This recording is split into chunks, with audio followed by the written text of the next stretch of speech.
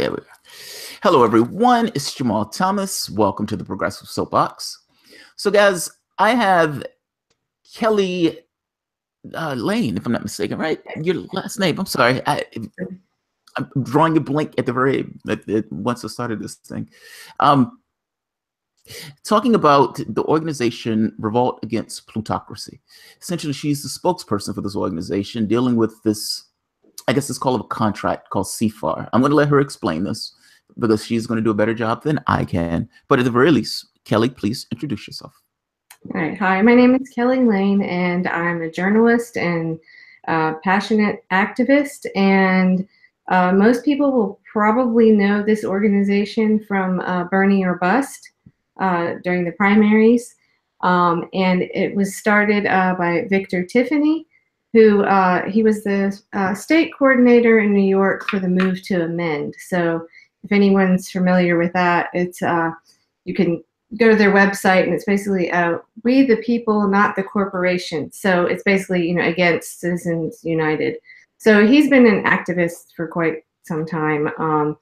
But I, you know, had the opportunity to meet him in Philly, and actually have a Bernie or Bust sign in my house, kind of in the wall, because we got home and stuck it up on top of the mantle, and it fell back behind this little tiny space. So it's in the wall of my house. So that says how, you know, how much I am into this. But anyway, okay, so CFAR is a contract for American renewal. And what it is a populist agenda, basically. And it's a contract that will flip the relationship between, you know, when we have an election, we're presented with candidates, and then people have to choose, and sometimes which is the lesser of two evils. Well, this flips that, puts the power in the voters' hands, and says, you know, we want these items. Will you represent us? And it's a contract. They would be you know, liable to their constituents that sign on. So the thought is that a particular candidate, in order for that candidate to get support, would have to sign on to a particular agenda. So what is the agenda itself that the candidates would have to sign on to? Well, it is 80% Bernie's platform. It's a very progressive agenda, and you can actually go to citizensagainstplutocracy.org to see it. I'm actually looking into one more item that we might be added. All of these items on here, the reason it's a populist agenda is all of them have 55% support in the general public. So it's really not radical. It's just what most of America wants. So we have, you know, raising the minimum wage to $15 an hour, you know, investment in infrastructure, ending the war in Afghanistan. Let's see. Mandating the assignment of a special independent prosecutor in all cases of fatal use of armaments by law enforcement officers, which I think, you know, that's something criminal justice reform could go further, but it's a start for this. And we have, let's see, reforming tax regulations to discourage corporations from shifting their profits overseas and avoiding paying taxes. So this is essentially a people's platform. It is. I mean, it really is.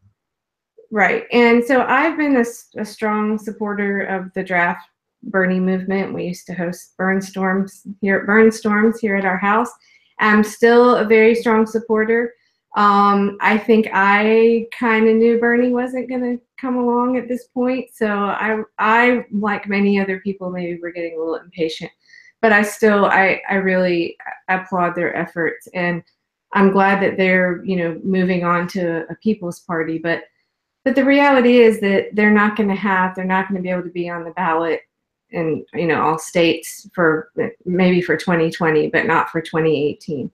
So what CFAR does is it comes in and gives voters an option for those midterm elections to start electing candidates that represent them.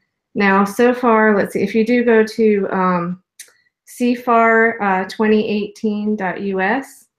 You will see the list of candidates. And let's see, the biggest one we have is Tim Canova. And we actually had a little meeting last night with the Michelangelo Hamilton.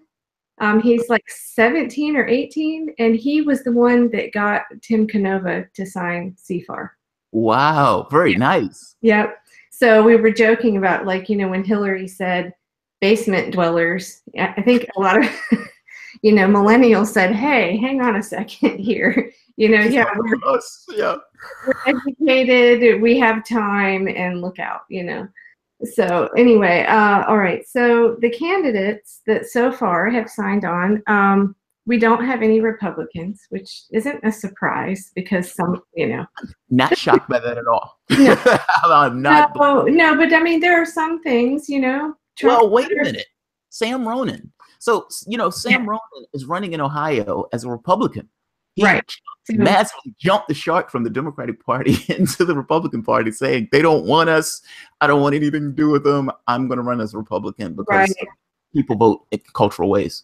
Well, he just looked at, I mean, I don't want to speak for him, but he had a video on it and explained it that, he looked at what the reality was in his district and what were the likely ways he could possibly win. Well, running as a Democrat, he decided he wasn't going to win. So his platform is no different at all. That didn't keep people from tripping out over it. Oh my God, Republican. But his platform is the same, and I hope he will consider CFAR. So we'll see. He might be our first Republican. That's my point. It doesn't sound like his platform has changed one iota. No, ultimately, he's just said, I changed party. I'm going to be fascinated to see how that works in regards to caucuses and all this other stuff. But I mean, that's assuming he gets elected. Right. I have to be honest. I love the CFAR thing. So I talked to you momentarily before we started, and I was kind of making this point that I love this idea of for 2 months, at the very least for 2 months, I've been screaming this kind of preaching the sermon of vote for someone who represents your interests. And if they don't represent your interests, don't reward them with your vote.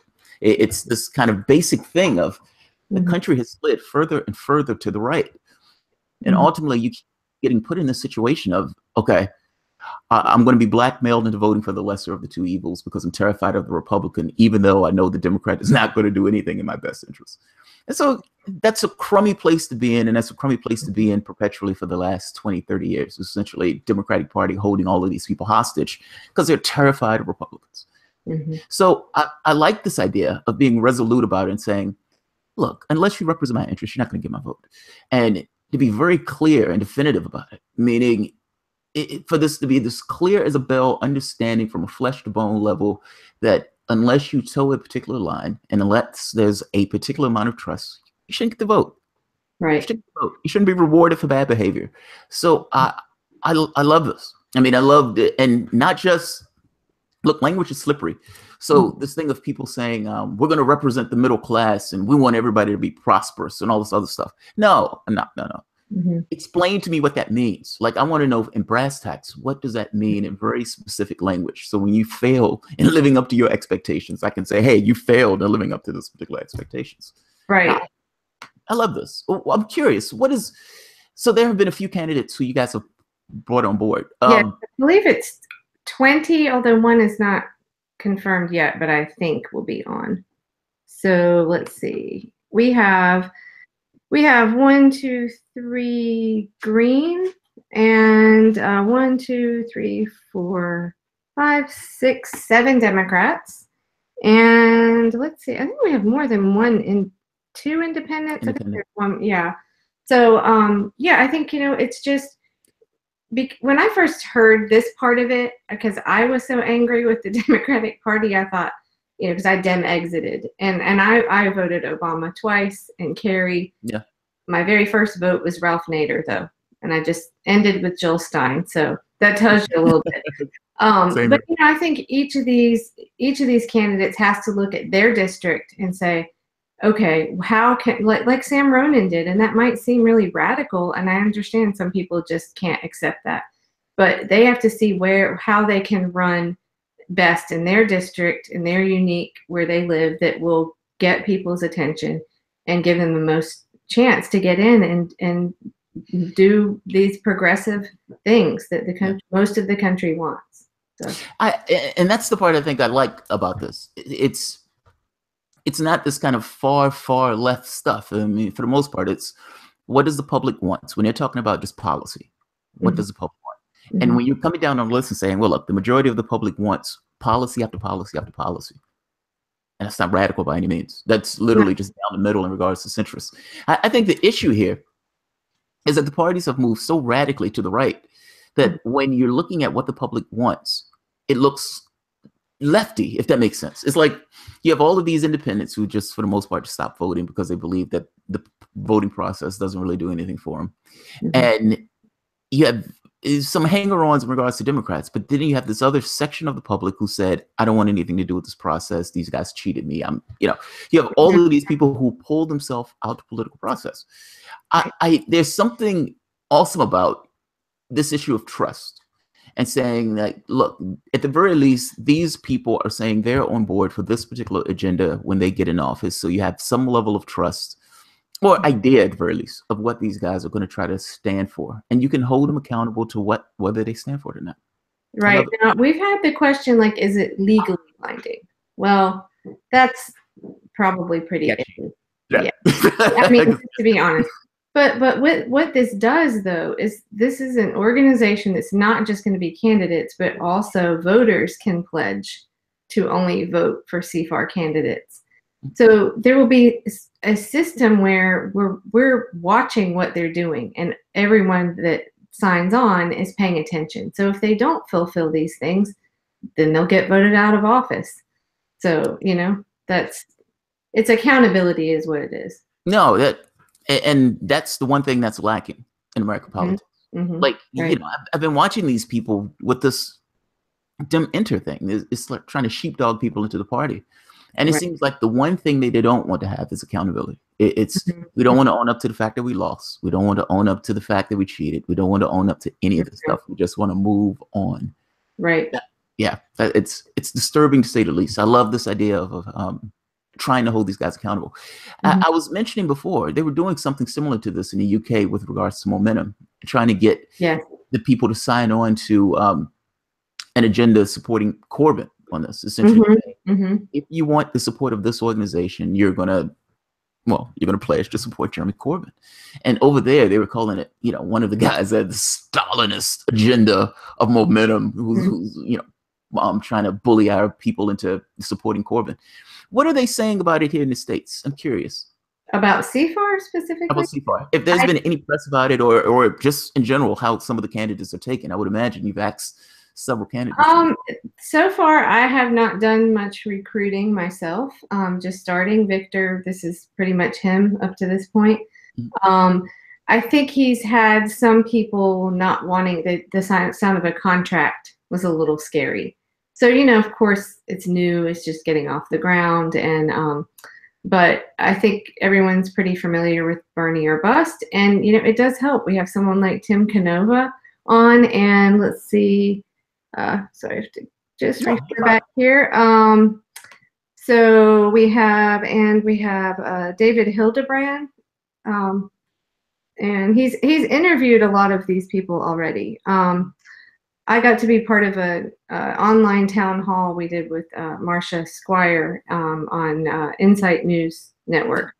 But I'll be interviewing her actually again this Saturday night.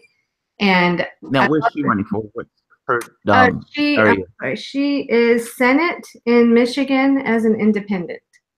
Nice. Yeah. Very nice. So I have to tell, this is slightly personal for me, but I have to tell this story. It's funny that we started with her and that this is going to be my first interview because this is the Macomb County is where my grandparents lived for 31 years. So I'm pretty familiar with the area. It's a suburb of Detroit. And it is one of the counties that voted for Obama twice and then flipped to Trump. And I've got an interesting map. I'll send it to you, but I love this map because it throws the whole thing on its head that it's all, I mean, of course, some Trump voters fit in that umbrella. Are you trying to say that all of those people weren't racist and sexist and bigots and yeah, that's what I'm saying. Everything else? That's what I'm saying. I know it's radical, but yeah. So, I mean, there are places like that where they, Sanders might have won there. It was they voted against NAFTA. They voted because their health insurance premiums are sky high and they can't afford them. And they're just sick of the Democrats, and people see the corruption. And granted, Trump is kind of full of hot air, but he said what they wanted to hear. So anyway, it's an interesting map. It's a lot in the Rust Belt, in Michigan, Wisconsin, but kind of scattered all over. But there are plenty of counties like that. So how do you explain that? Oh, and the contract is mostly white. Sorry. Oh, no, I'm sorry. And it's mostly white, and they've elected Obama. They voted Obama twice, so it just shows that it's economic. As James Carville said, it's the economy, stupid. It's just very obvious that that's what it is. It's wild. The Democrats have been screaming that everybody is sexist and racist and everything else. The one thing I think that's lacking in the process is trust. And I would hope that the people who are signing this agreement would use this idea of, this is what I'm putting my name towards, that I'm going to represent, and beat their candidates over their head with that particular thing. I mean, because think about it, you're essentially saying these other people are corrupt. I am not. I am representing your interests. These people are not. Look at what Washington is. I am putting my name to this particular document, saying that this is what I am going to fight for. Right.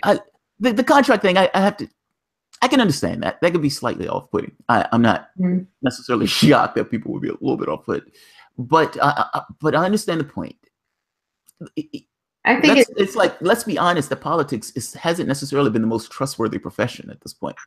No. And between these guys lying and cheating and everything else for the past 20, 30 years, they have in no way represented the interests of the American public. And you can make the point that the Republican Party, yes, they're obsequious to cash, but anyone who's making an honest argument can't say that Democrats aren't just as obsequious to cash as Republican Party is. I don't understand. Trust is not something that should just be automatically given. I guess that's my point in this.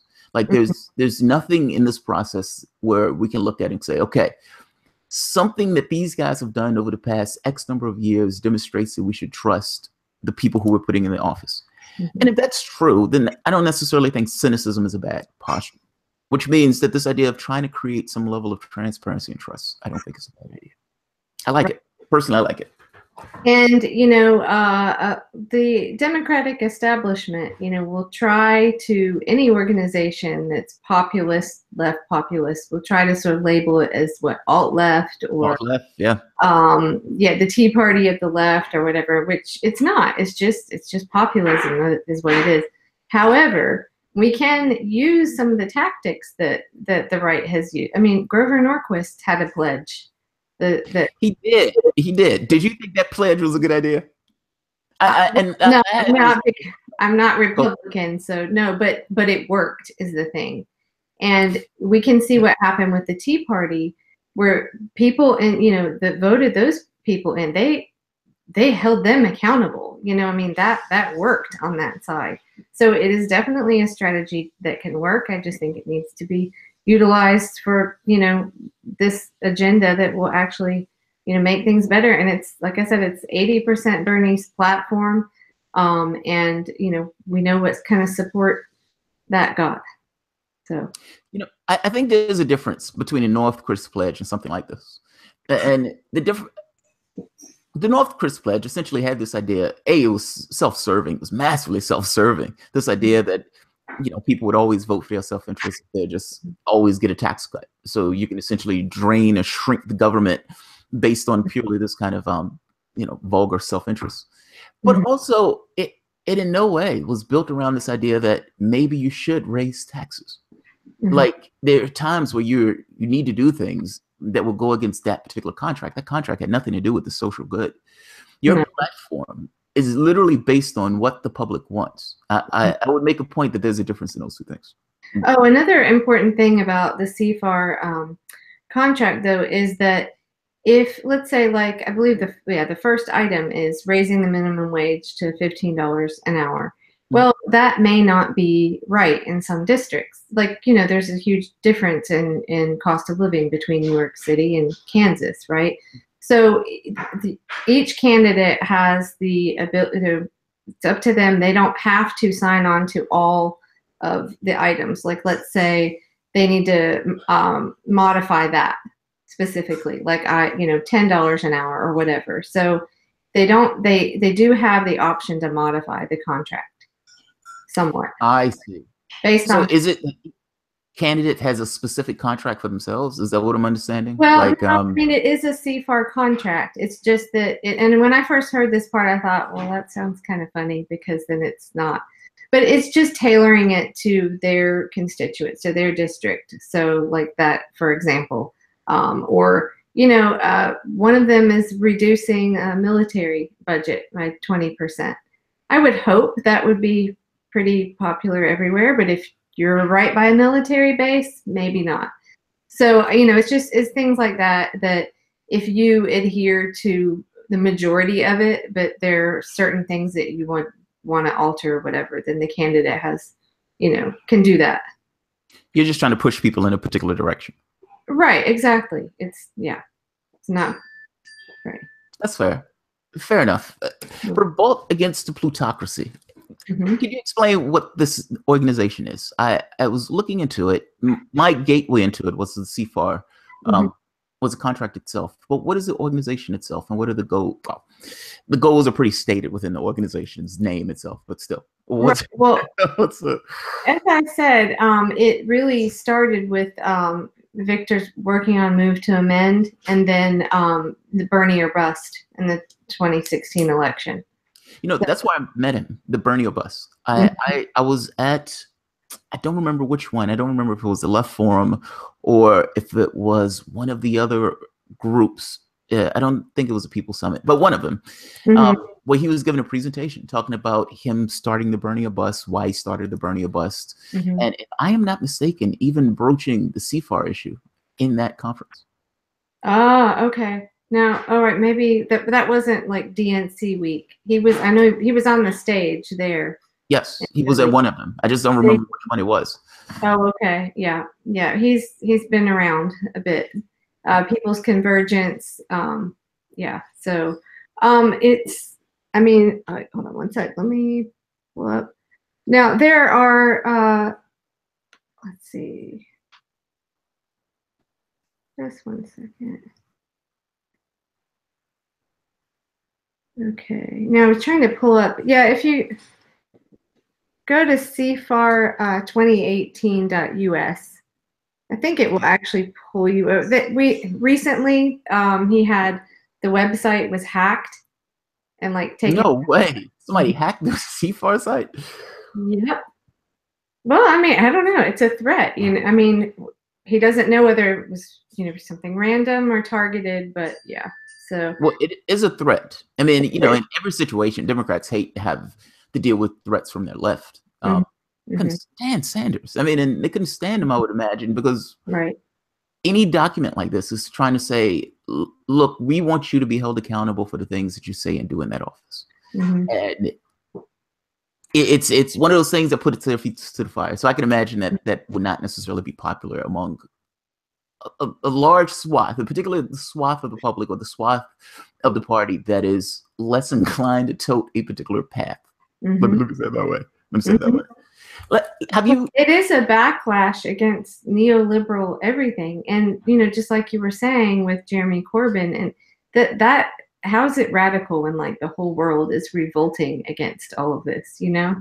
Of course, the media here and over there is trying to thwart it, but it's what the people want. So, how are you going to expand this? Have you guys thought about how are you going to try to, I guess, make this pitch and get this out into the news and everything else to let people know that this is something that's out, this is something that's an option? Yes, we do. We are in some meetings with another organization to see about kind of joining forces. that would help get the word out more. I actually don't know if I'm at liberty to discuss all that right now, but it will be, yes, it will be further reaching.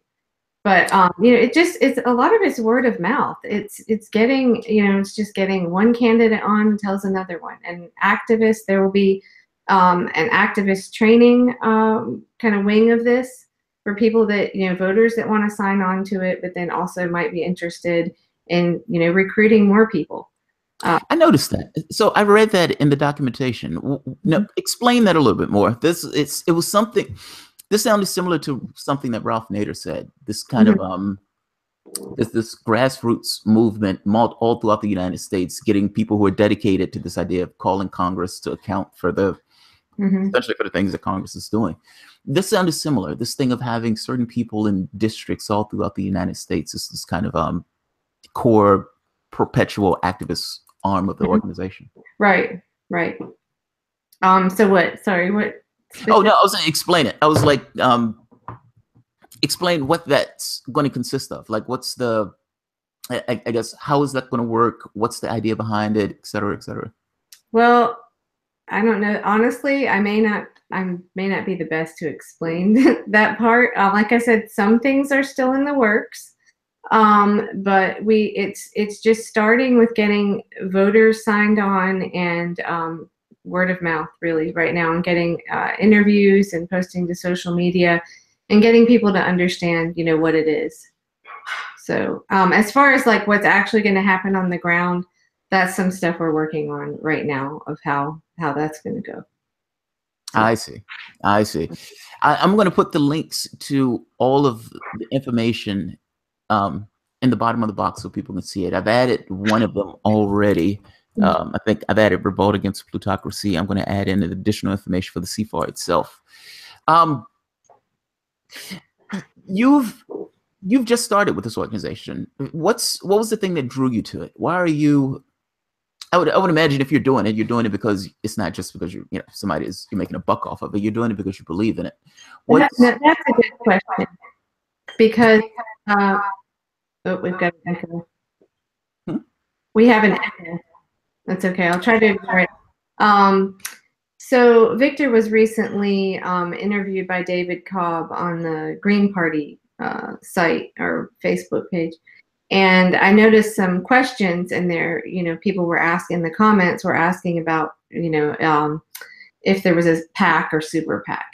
And there is, so I had to, find out more about that. It has about, I think he said under $350 in it. So we're very open about that. None of us are doing this for money. Nobody's getting paid. There's no salary. It's very small donations that have come in, and those were used, during the primary for making the burn your bus signs that's in my wall. So it's just for like operational costs, but we're, trying to keep all of that to a minimal, because I believe that the most powerful thing is not money controlling speech, but just speech in numbers and word of mouth and people letting others know. And it's power in numbers. So that's the answer to that. There's no, tons of money. No. I didn't think there were tons of money. I don't think anybody thinks there are tons of money. I think why I'm doing it, I guess. I consider myself a very strong independent, but definitely, I told you my voting history, definitely progressive. But I also really do understand that independent. I don't demonize that 12% of people that wanted Bernie and voted for Trump. I think that for most of those people that was their lesser of two evils. And as I said, it was economic, and they're not to diminish the Nazis and all that, the rest of the Trump supporters. But I just think that those independents, we have to listen to them. We have to pay attention to that. And it's economic. And I guess because of my background, I come from Republicans on one side and Canadians who like their socialized medicine on the other. So I've got to kind of really, I've heard sort of all sides, and I like the way that this is transcending party lines and really trying to find common ground between all of these candidates, and really just kind of ignoring party and just getting to the issues. And that's what I like the most, I guess. So, and of course I was very drawn when I saw Bernie or Bust. I was like, yep, I'm all in on that one. Because I already knew, you know, my first vote was Green Party, so I had no, you know, commitment to Democrats. So you're telling me you were essentially manipulated by Vladimir Putin to vote for Hillary Clinton? I mean, to vote for Jill Stein. That's it. Yeah. Yes. I'm a Putin puppet. You know it. You're going to be hauled before the Senate committee. like Randy Credico. Yeah, right. Yeah. It's amazing. This is, you know, the idea that they're going to bring in Jill Stein is mind-blowing to me. It's jumped the shark from just ridiculousness to being somewhat dangerous in regards to the way they're going after this process. They don't like, you know, back during you know, Woodrow Wilson, FDR, during those days, you had these other parties. You had, you know, socialists, communists. You know, many people may not realize this, but America had all these other groups that was pushing and putting pressure on the Democratic Party to behave a little bit more in line with what their voters wanted. Let's say it that way. You don't have that now. Like, you don't have that situation. Part of the thing that allowed those things to be destroyed was the Cold War, McCarthyism, this red menace, this thing that the Soviet Union was out to get you. And if you're too far to the left, then ultimately you may be a Russian plant, you may be a Russian stooge, you may be a communist, and et cetera, et cetera, et cetera. And essentially using this to destroy these movements or these radical movements or these other parties that were to the left of the Democratic Party. So yeah, this red menacing thing, it's killing two birds with one stone. In one sense, they can use it to attack Donald Trump, but in the other sense, you know, it's like, how can we stem the tide with items to our left? And yeah, Jill Stein makes a pretty good stooge for somebody who's on the left. Democrats hate her guts because they don't understand democracy in this case and representative government. They think those things are just kind of perfunctory. It's like, how dare that woman, that sexist woman, run against Hillary Clinton? So yeah, this is problematic to say the least. Yeah, this is immensely problematic. I see one upside. I just kind of thought of this today. To all of this is that I wonder how much of the voting public now trusts our voting systems. They don't, right? Not many. Yeah, not many. The far left and the far right. No, the mainstream media has hyped this up for what, over a year now? And talking about Russia hacked the election as if that's fact. And so they have created this doubt now, right? That where maybe a lot of people wouldn't have ever thought, oh, wow, is our election system secure? But I think that kind of opens up the door to shine more of a light on what's actually going on in some of those instances, like what we saw in the primary, where I'm sure you heard not too long ago, I know I saw it on the Real News Network, I trust them, that not many can now, but that, you know, they did declare it illegal, the booting the 100,000, was it 100,000 people? Yeah, it was almost 100,000 people, yeah.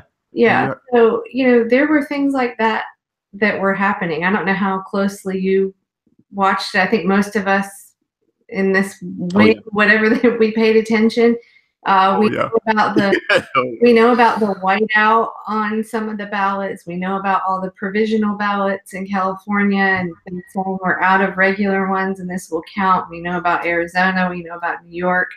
You know, so, but you know, it's funny to me how most Democrats I know, I can say I have one who's an attorney, and I can say, you know, the primary was rigged, and she thinks I'm just insane.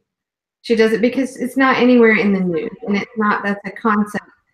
But now that they have created all this hysteria, worrying that, you know, Putin is hacking into it, then it kind of opens up that door to go, yeah, let's pay more attention to that. Let's see what's actually going on here.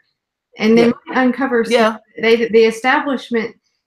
I could see it maybe backfiring on them because they've created this hysteria, and now people want to know and won't be turning a blind eye to what's going on. So, the Democrats, I think when they did a poll, they found, I think it was 37% of the population. It was only 37% that thought the election wasn't hacked or wasn't rigged. Not hacked, wasn't rigged, meaning the primaries. I would imagine 37% or 30-something% identifies themselves as Democrats. I would imagine that the majority of the people who looked at that process and said, despite WikiLeaks, despite Donna Brazil, despite their own eyes, no, we don't believe, we believe that she won fair and square. Those people are probably just Democrats. I mean, they don't want to believe that they cheated, and then the candidate who cheated lost. Right. And they don't even want to own up to this idea that she lost on her own merits. Like, it's a massive amount of I found some interesting numbers. Excuse me for just reading off, but I couldn't memorize these early. Speaking of Hillary in the primary, okay, so 2/3 of Americans are eligible to vote. 2/3 of eligible voters, and 44%. Wait, hold on one sec. Sorry, let me skip ahead. Okay, fully 70% of all eligible voters in the U.S. did not cast a vote for the winning presidential candidate in 2012. I didn't even realize it was that high. I knew it was high, but not that high. And then in 2014 midterms, 64% of all eligible voters did not cast a ballot for either the Senate or House. And then what was it? There was a part here. Hang on, see if I can find it. It was specifically about New York, and so that it was like the actual percentage of 9%. Yeah, that voted for Hillary was dismal. I thought it was 16, but it could be 16. A second. It was really, really low. Yeah. So I thought, well, could it be some of those 100,000 that were, booted off, weren't counted, in that. But anyway, so yeah, we do have a system where a lot of people are questioning that. And one of my favorite panel, other than Victor's, of course, at the People's Convergence, was the election integrity panel. Were you? Did you? You were there, yeah. We walked in, and you were sitting there. Yeah. Bob Petrakis, has covered this topic for a long time, back to like 2004 and the voting machines in Ohio, and then it was I think it's John Thomas. I think he's that's his name. I think I've got it right. Co-founder of Election Justice USA. And yeah, I remember that guy. That was the one who was trying to do the ranked choice voting in these different states. Yes. So yeah, I mean, I think for anybody, now that we've kind of veered off here, but that's okay. I told Victor we keep it concise at the beginning, and then we get on another topic. But it's all related, though. It is. It's all related. If you also don't feel like your vote is going to count, that matters, right? I mean, so anyway, and I think that was the first thing they said when they started the panel, was kind of like, all this work that everyone is doing is great, but what happens if everything is not we don't have election integrity? Yeah, it's like rigged, but funny business going on in different places. There's no consistency. There's paper ballots here. There aren't paper ballots there. But anyway, so yeah, I did get to talk to Bob Petrakis for a minute, and I asked him what he thought about the whole Russiagate, and he held back a bit on that.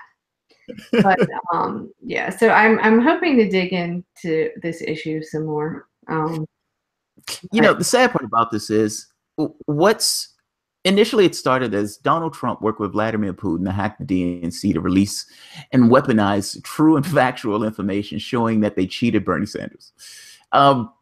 And then it turned into collusion, which nobody quite knew what that meant. And then it turned into it hacked us, which again, nobody full well knew what they meant. Did they mean that Russia hacked each and every, all of the states? Or did they mean that Russia just hacked the DNC? And I suspect they wanted to keep it ambiguous so people could just fill in what they wanted to into the word. My issue with this is, and just to bring it back to the CFAR thing, Yeah. I've made this. Yeah, right. I've kind of made this contention that part of the reason that the Russiagate thing came up in the first place was to obfuscate from this issue of losing. And the last conversation that they wanted to have is to deal with issues dealing with why they lost. Like having an honest conversation of why they lost has to go into these issues of 95% of the wealth given to the top 1%. It has to go into Obama's, expanding these wars or going after the press or whistleblowers and all this stuff. And there is a massive amount of hypocrisy when you change over from one government to the next. And the things that the prior government was doing, all of a sudden people are upset and pissed off about. It's mess. It's like leaving it up to Democratic voters. The country was doing perfectly fine and it fell off a cliff once Donald Trump took office. Right. It was like, be honest. But the thing, the CFAR thing, look, I've made this point before. The issue is class. The issue is not, this identity and everything else. And Democrats hug identity to the exclusion of class because they can't have the conversation about class. One of the donors, you might have seen this, the guy on MSNBC, he comes out now, plutocrat, a very rich guy who has all the money in the world and is screaming about wanting more money and angry at Democrats for having a conversation about class. Yes. That's amazing. Like we've gone beyond this point of plutocrats just being in the shadows and being perfectly content to just bribe politicians to say, all right, I'm going to stuff this money in your G string. Now you go out and make the argument about why I should get more tax cuts and policies and all this other stuff. We've gone beyond that.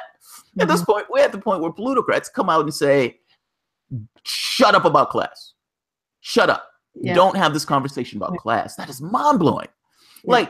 And he called people by names. I called Chuck Schumer. I called Nancy Pelosi, and I told them to shut up about class. That is mind-blowing. Now, the Democratic Party has somewhat of a philosophical responsibility to deal with issues of class and the poor and 99%, this type of stuff. Because if the Democrats Party doesn't do it, Republicans damn sure aren't going to do it. The moment that they've gotten to this point where class is off the table, and if you notice, Trump and Russia, Trump and Nazis, Trump and Russia again, Trump is trying to take your healthcare away. Trump was trying to take your healthcare away, so fair enough. But all of the issues boil down to this. Oh, Trump is sexist. That was the other one. That's the new one. Trump is sexist. Trump has abused women. And then back to Trump and Russia. The issue that it's glaring that the Republicans are passing a tax bill where they're going to transfer $5 trillion of wealth to the top 1% at the expense of everyone else. And the argument that they're having is still talking about everything else other than class. If you want to talk about something that's a complete disconnect from the society itself and from the people who are supposed to represent the people they themselves are supposed to represent, oh man, that is a massive disconnect. Well, that is a massive disconnect. That's why I like CFAR, because it goes across these lines. When you actually talk to real people and you don't use labels, you don't say progressive or even left, I mean, just populist. If you don't use those labels and you say, you're for, Medicare for all or minimum wage rate, most people agree with that. So you just have to get rid of those labels and that division. And I always think of one of my favorite interviews during the primaries was when Bernie sat down with Killer Mike for that, I don't know, it was 5-hour thing in the barbershop.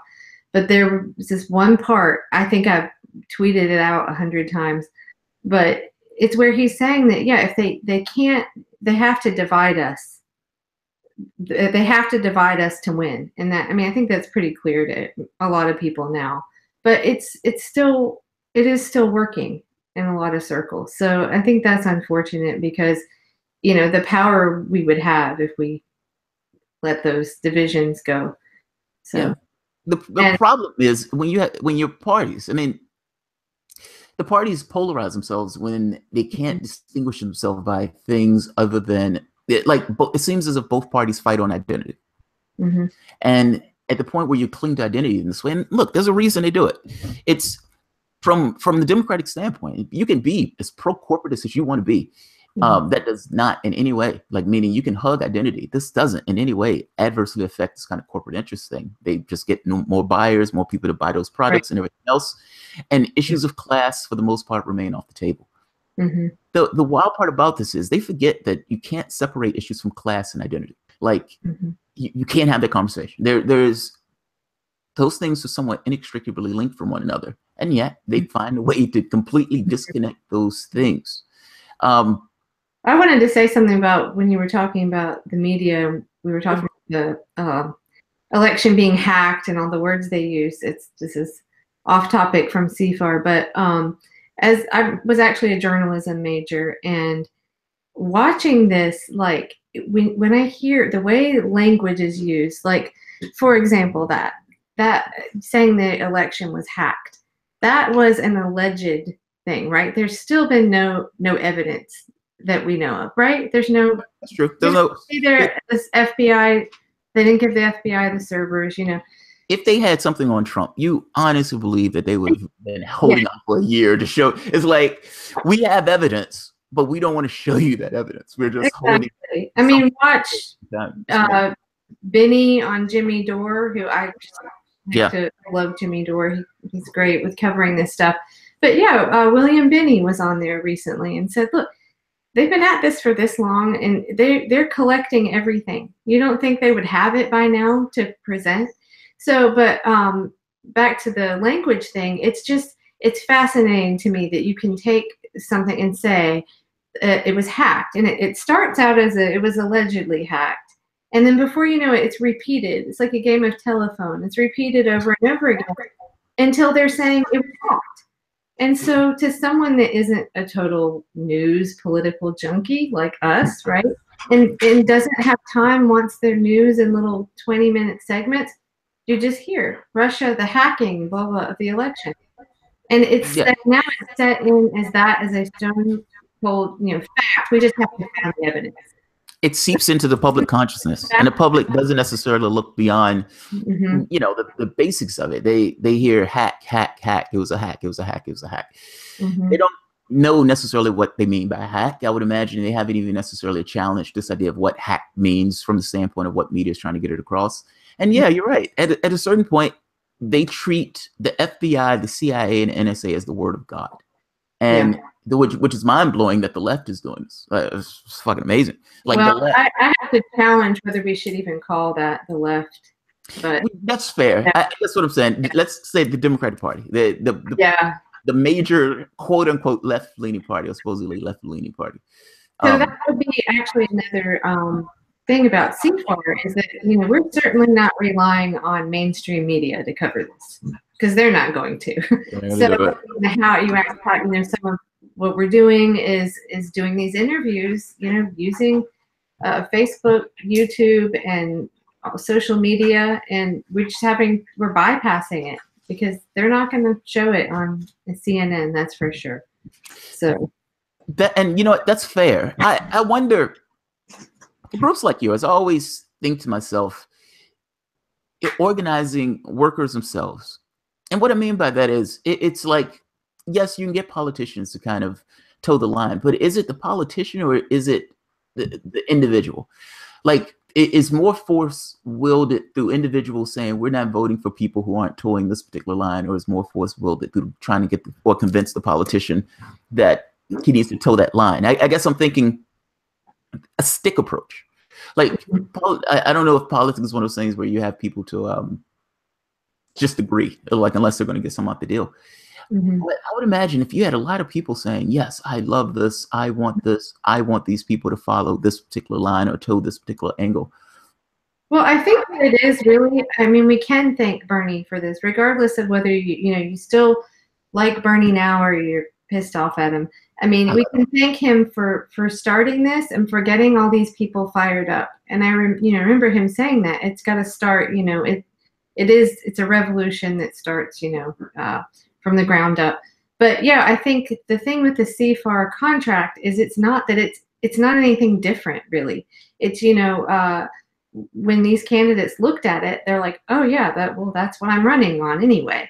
So it wasn't like there's no coercion or anything. It's just basically, putting it in writing instead of, empty campaign promises. It's putting it in writing, and I will be held accountable, whether or not I go to Washington and all of a sudden a lobbyist from, Blue Cross shows up.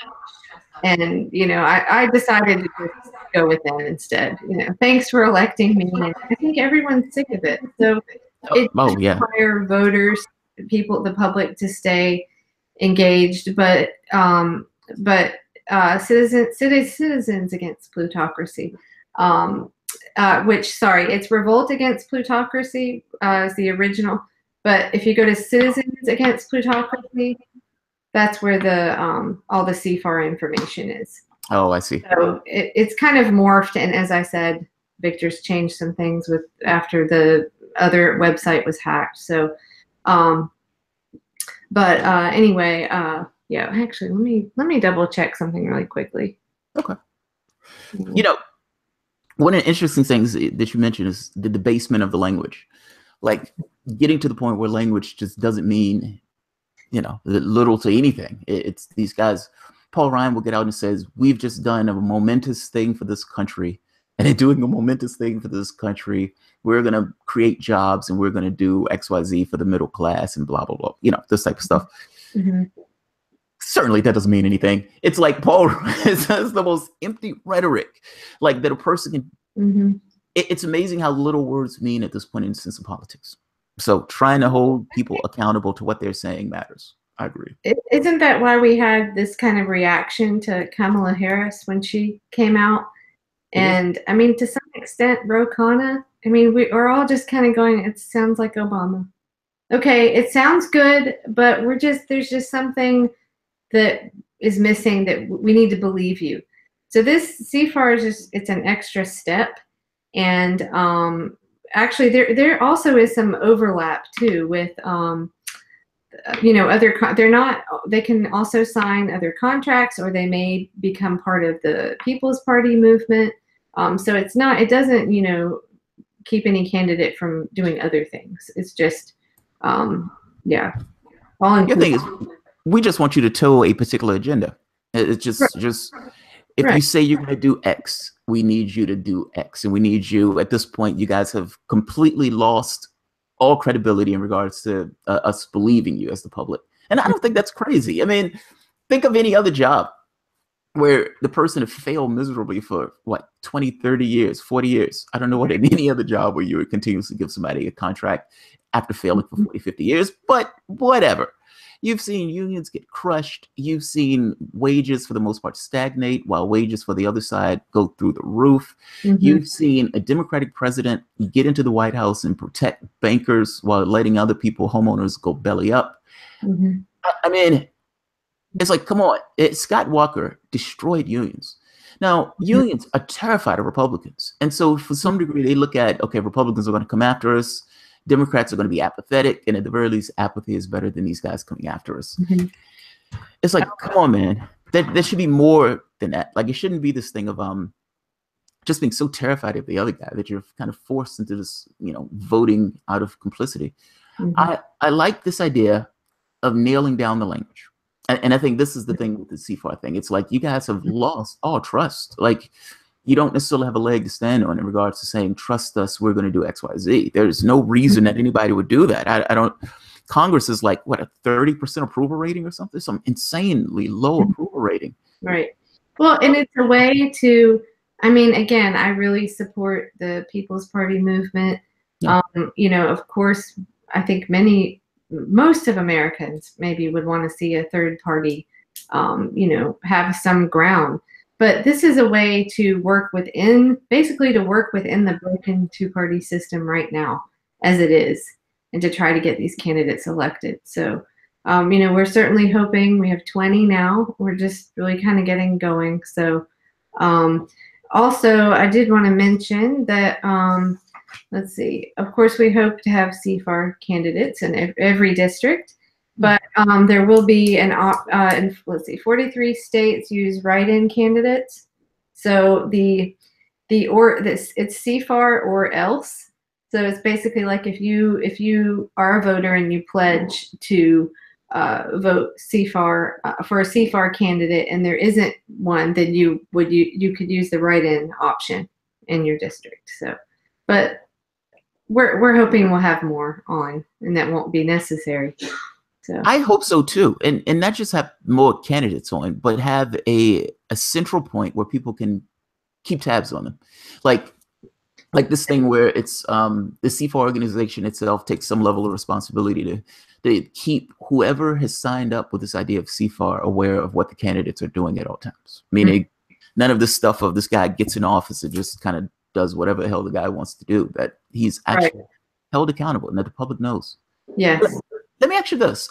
Yeah. Are you in this? This is gonna start an argument, I think. Are you?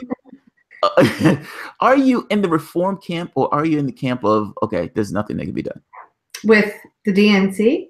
With the DNC, because that seems to be a big argument. Like there's been this, I have to call it the attempt to reform Donna Brazile, or to rehabilitate Donna Brazile. Everywhere you look, a lefty is talking to Donna Brazile, and kind of making this point of, hey, maybe I heard Thomas Frank. I love him.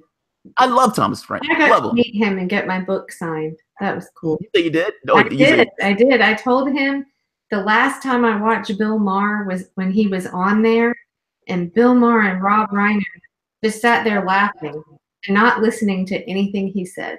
I love Thomas Frank. I recommend that book to every single liberal, every Democrat I know that won't listen. Listen, liberal. Listen, liberal. Listen, liberal. Yeah, I mean, because he hits the nail on the head. He's on the day after the election, he wrote this blistering piece, like just going after, like condemning the party. I love Thomas Frank. And look, Thomas Frank is not like a far to the lefty in this regard, but he at least had enough sense to be like, you guys are going to fail. You guys are having massive issues with the party itself, and you guys are dropping the ball. And they completely ostracized the guy for.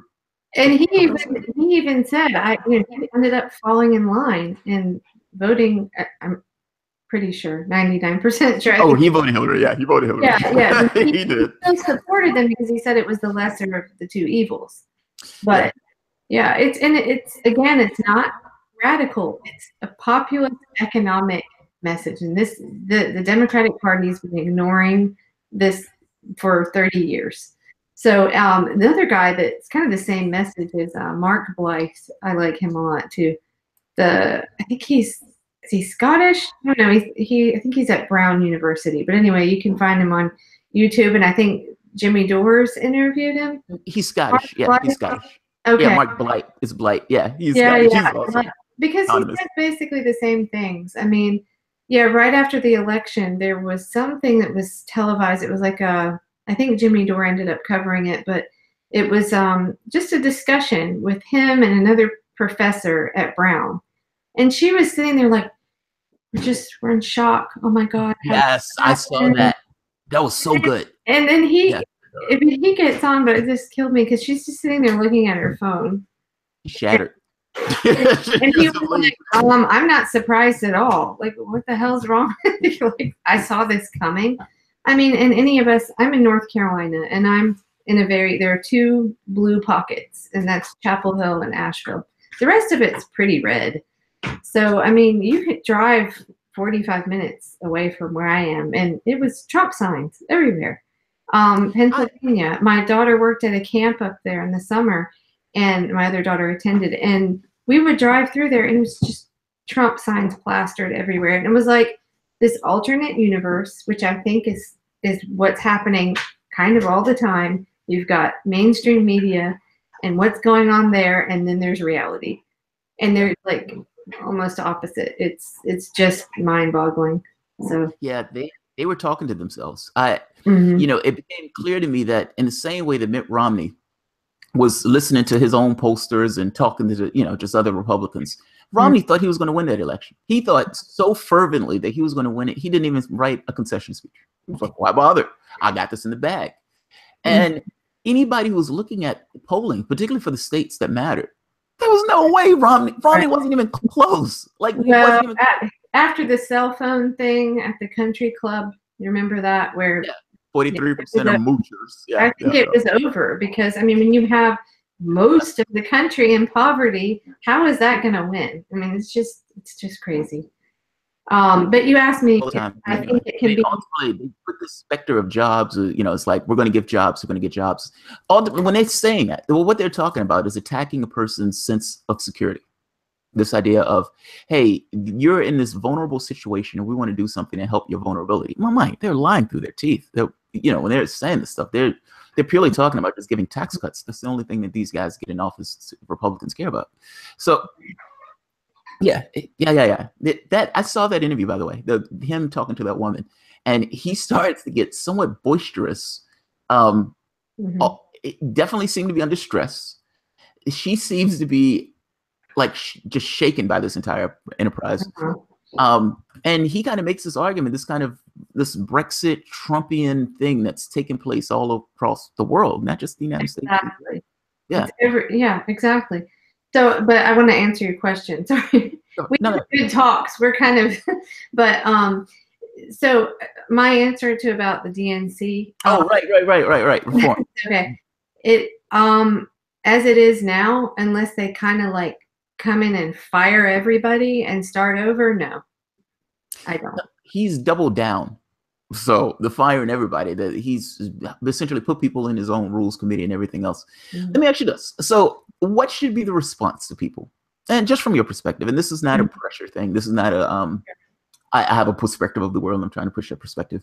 But in situations where, but see, I think I already know the answer to this, because the whole CFAR thing is based on this idea of, CFAR or else. It's built into the argument of it is, well, look, unless somebody is going to support your interests, then they shouldn't get your vote. So it's somewhat of a moot point, but I'm gonna ask it anyway. If the DNC turns down the tepid reforms that the Reform Committee wants to put forward, what should be the response of people either on the left, or what should be the response of even the reformers, the hardcore reformers who believe that the DNC can change and that the DNC has a good heart, and even though it's cheats and beats you and all this other stuff, that ultimately it's a good person deep down if you keep digging? What should those people do at that point? Is that a come to Jesus moment where they're like, all right, we tried to reform this and our reforms were shot down. It's time to call it a day. So go ahead. No. I'm saying, or stick it through. I mean, I don't know if there's an in between on those things. That's why I'm positing it that way. But you can answer, yes, no, or anywhere in between. Are you saying, how do you respond to someone else that says? Yeah, how do you respond to that? Like, so how do you respond to a situation where the DNC says, all right, we're going to shoot down all of these reforms? Because I think something is going to take place. I think Republicans have jumped the shark. I think anytime Republicans get in office, they always try to go whole hog, and they don't quite understand this thing of any level of moderation. They try to get anything that they can get, believing to some degree that Democrats don't have the stones to increase taxes. And so they look at it, taxes for the most part just go one way. It goes down. You don't have a Democratic who would get in that office, makes these issue of class, and without public support, they're not going to raise taxes. So I look at this stuff as the same way that Republicans look at healthcare like healthcare, Social Security, Medicare, that once those things are in, it's hard to undo those things because you're removing something as opposed to just leaving something the way it is. If these guys look at this and says, hey, we don't have to change anything, ultimately the public is going to vote us back in because they're pissed off at Trump. And they get closer to 2017 and 2018 and the elections, and they said, look, the polling looks like we're just going to win. We're going to take the House. We may even take the Senate. We don't have to change squat. We don't have to change our candidates. None of that stuff. They're going to run back to us because they're terrified and they're pissed off at Republicans. If they shoot down the Unity Commission after that, what should the response be? Like, what should the response be for people who are reformers? What should the response be for people who are, let's say, they're not reformers, but just in general? The Democratic Party cheated a candidate. That was brought to light. They came up with this idea of a Unity Reform Commission to pull people back into the party. If they shoot down their own reforms, oh God, that would be amazing.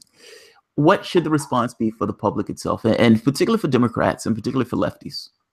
Well, I don't believe in telling anyone else how to vote. I really don't. I put up with a lot of that where I live. hate for voting Jill Stein. So I really don't. But I would just say that if they're not going to change, they can, if they think that they're going to win based on fear again, I don't really see that happening. I mean, you can look at the recent election in Alabama. That was pretty close, and that was against the child molester. Yeah, they beat a pedophile at one point. But yay, we won! But we've been a pedophile. Yes. So I mean, they can sort of repeat this ad nauseum on Maddow or Chris Hayes or whatever, but I don't think it's reflecting reality out in the world. Now, are there going to be people that voted for Trump because they thought, oh, my health insurance premiums are too high, and this guy's saying he'll make it better, or bring jobs back, and trade policies, and it doesn't happen. I don't know. I don't think that everyone is just going to turn and run back to Democrats. Those people, those independents that did that, I think that I think it's fabricated largely. And while there may be more voter turnout because of fear of Trump, oh my God, he actually won, so I better get to the polls, because we do know that like a lot of millennials just opted not to vote, right? So there is that possibility, but I think it's overblown. I think there's also a very great possibility that Trump could win again. No, go ahead. I'm sorry. Thomas Frank and Blythe and everyone warned, and Bernie or bust. Victor warned. It's like if you don't, everyone said that, or many on this, left or whatever we call ourselves, progressive left, said that if Bernie is not the candidate, you're going to lose to Trump, and they didn't listen. And so if their whole message this next time around, they're just going to dig in their heels and say, we're not going to change a damn thing, and we're just going to keep hoping fear works and gets people to come back. I just don't believe it. I don't think it will. But the thing is, they have a fundamental problem then. I mean, ultimately, they've made this Faustian bargain where they have plutocrats on one side of the party and they have lefties on the other. And their base is completely antagonistic towards plutocrats being in the party. And they should be. I mean, it's like, come on. You have a party for the rich. That's called a Republican Party.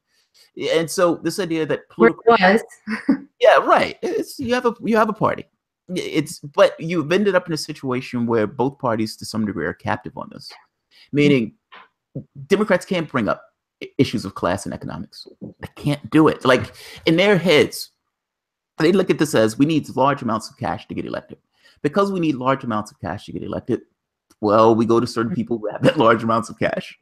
And they're bound to that. Like that specific process, they are bound and wed to that particular process. And so even now, class is not the thing that they hit.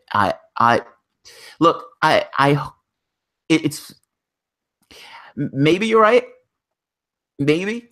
Part of me hopes that you are, because I don't necessarily think they change until they are able to purge this part of the party. Like they need to get back to their roots, man. And I see no way of doing that if they believe that there's any path back to power in this way.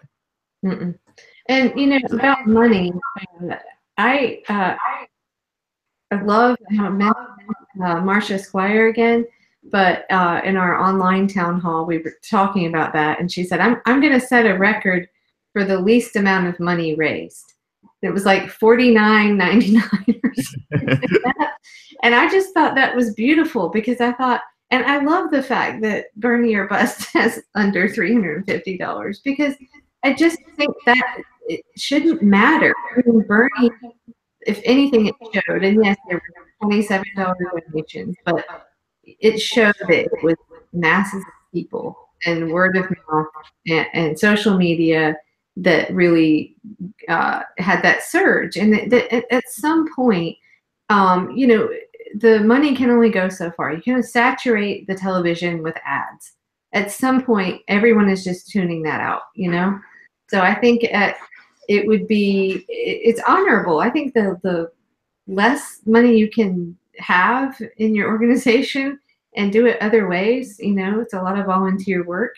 But I think that that's more powerful than anything. It sends a message that your interests are with the people, not with corporations. So it does. But come on, there are limitations. Like there's yeah, that's true. yeah. I mean, we're stuck in a certain model. Let me ask you this: why do you think the Green Party has such a difficult time getting up and running in regards to the United States? I'll be very candid. I voted Green twice. I think it's all about branding. This is America. And for the Green Party, for a lot of people, we have what, 43 or something percent of Americans registered independent. I always use this example. Think of the older farmer guy in Indiana that was for Sanders, right? The Green Party has this label of tofu eating tree huggers. It does, and it's just and that's all beautiful stuff. I'm for that, but we're talking about how does that appeal to people in the Rust Belt? I just think that's the issue. It's really about branding, and unfortunately, that's why all of the words we use. We're very careful with what words we use. I mean, in some circles, just progressive is a bad word now. So it's all branding and the word associations that people have that they might not even listen to a platform what you have to say because they hear a certain word and they associate that with left, right, or whatever. So I think I love the Green Party. I really do, and I'll vote Green if that's the best option again. But I think it's growing. Obviously, they are gaining ground. So, but I just worry that they don't appeal to that independent, maybe even slightly right-leaning on some things voter. Another thing about that, I just want to point out. I don't know if you happened to catch. I think it was maybe about 6 months ago, but where Bernie went back to a district. It might have been West Virginia, maybe it was Wisconsin. But he went back to a district where I think he had a lot of support, but Trump won. Mm-hmm. And he sat down with them, and I think it was on CNN. And he sat down with them and just started talking to them about the issues. Oh, West Virginia, I think. I think it was West Virginia. Yeah, maybe it was. And it just showed that, yes, with a lot of those independent or even, maybe they call themselves Republican, it's all about labeling. And once you scrape away those labels, and you get down and talk to them about what are the issues. Now, always there are going to be some things they don't agree on, right? But there are so many that there is common ground. And if they can get rid of that, they heard on Fox News socialism. If they can, if you can get past those words and get to the issues, then I think that's where ground will be gained, and that's probably the scariest to the establishment. And I think that's why I'm hip on CFAR, because I feel like it just transcends all of that, gets to the issues, ignores identity politics, well, as much as possible. As much as you can. I mean, yeah. And I think either way, it's like I always kind of make this point that Democrats kind of put up a false choice on this. It's not identity or economics. It's just right. That's insane. It's you can stand up for people's rights and everything else. It's like, yes, I acknowledge that this person is a human being and I'm going to stand up for their rights just as a human being as I would for anybody else. You can do that. You can hold that position without necessarily hugging identity to the exclusion of everything else. I just think this is I agree with you mostly about the Green Party thing. I agree with you on this. I would add the other part, but the other part I think is cash. Oh yeah, that's being able to be drowned out. Okay. Because if I'm not mistaken, I don't think Green Party has dues. And if you're going to be lefty, and you're going to, it's like I distrust this idea of cash being put into an organization because I think cash is going to have undue influence. That is a right suspicion to have, by the way. You should have that suspicion. I don't necessarily assume integrity, but it's like we're stuck with this kind of reality of our system in this way where it almost compels people. Sanders was able to find a different model of running a campaign. I mean, he made $220 million. Like, I'm blown away by that number. He was beating Hillary Clinton month after month after month, even after it had become somewhat clear that Sanders wasn't going to be able to win it. Like, so the support was there for it. It was like the groundswell of support was there for it. I do think cash. I guess we have slightly disagreement on that one. I think cash is necessary. I don't necessarily think it's the bee's knees. Like, Democrats used to never outrage Republicans. Like, that was it was just understood that they had manpower, they had muscle, they had the 99%, et cetera, et cetera. Well, I think it was the game changer, though. We saw this last election, and that's why they flipped out and said, "Oh my God, we have to censor Facebook." And it was Obama passed, help me out here, it was in the NDAA. NDAA, National Defense Authorization Act. Where it was like, you know, if it propaganda, was it prop or else? There was an Intercept article about it. I actually had an argument with these prop or else people on Twitter. You're a Twitter battler. Am I really? Anyway, the small personal thing. Those of you that know me know this, but so I have a journalism degree, but I was in a car accident many years ago, and I have chronic cerebrospinal fluid leaks. So I have like spells where I get really severe headaches, and I'm stuck on my back. So I have a lot of time to read and research when that's going on. So that's part of why I've been able to do all this, honestly. It's kind of ironic. But I'm kind of a Twitter fiend, or I've kind of slowed it down now, but I was. I can't remember what started it, but it's amazing sometimes the people that will respond, especially ones like that want to pick a fight with you, you know. But sometimes it's random. Sometimes it's random. You're familiar with this, but you have to get a thick skin about it. No, proper. I said, well, you guys have shoved in, you know, these left journalist organizations in this as would be filtered out as propaganda, you know, and it's just crazy. But yeah, that was Obama's doing. That was Obama. Said, here, let me send this to Trump. I mean, it's like a helping attack Occupy Wall Street. And again, man, this goes back to the CFAR thing. It's like you have this grassroots thing that springs up out of nowhere saying we're sick of being screwed over by the plutocrats in the society and that they need to pay their fair share and we need to have a fair, a more moral economy in the society. Right. It was grassroots. This wasn't AstroTurf. This wasn't, you know, Koch brothers paying some Freedom Works or something like that in order to throw something. This was people who were just pissed off and in bad luck, in bad straits.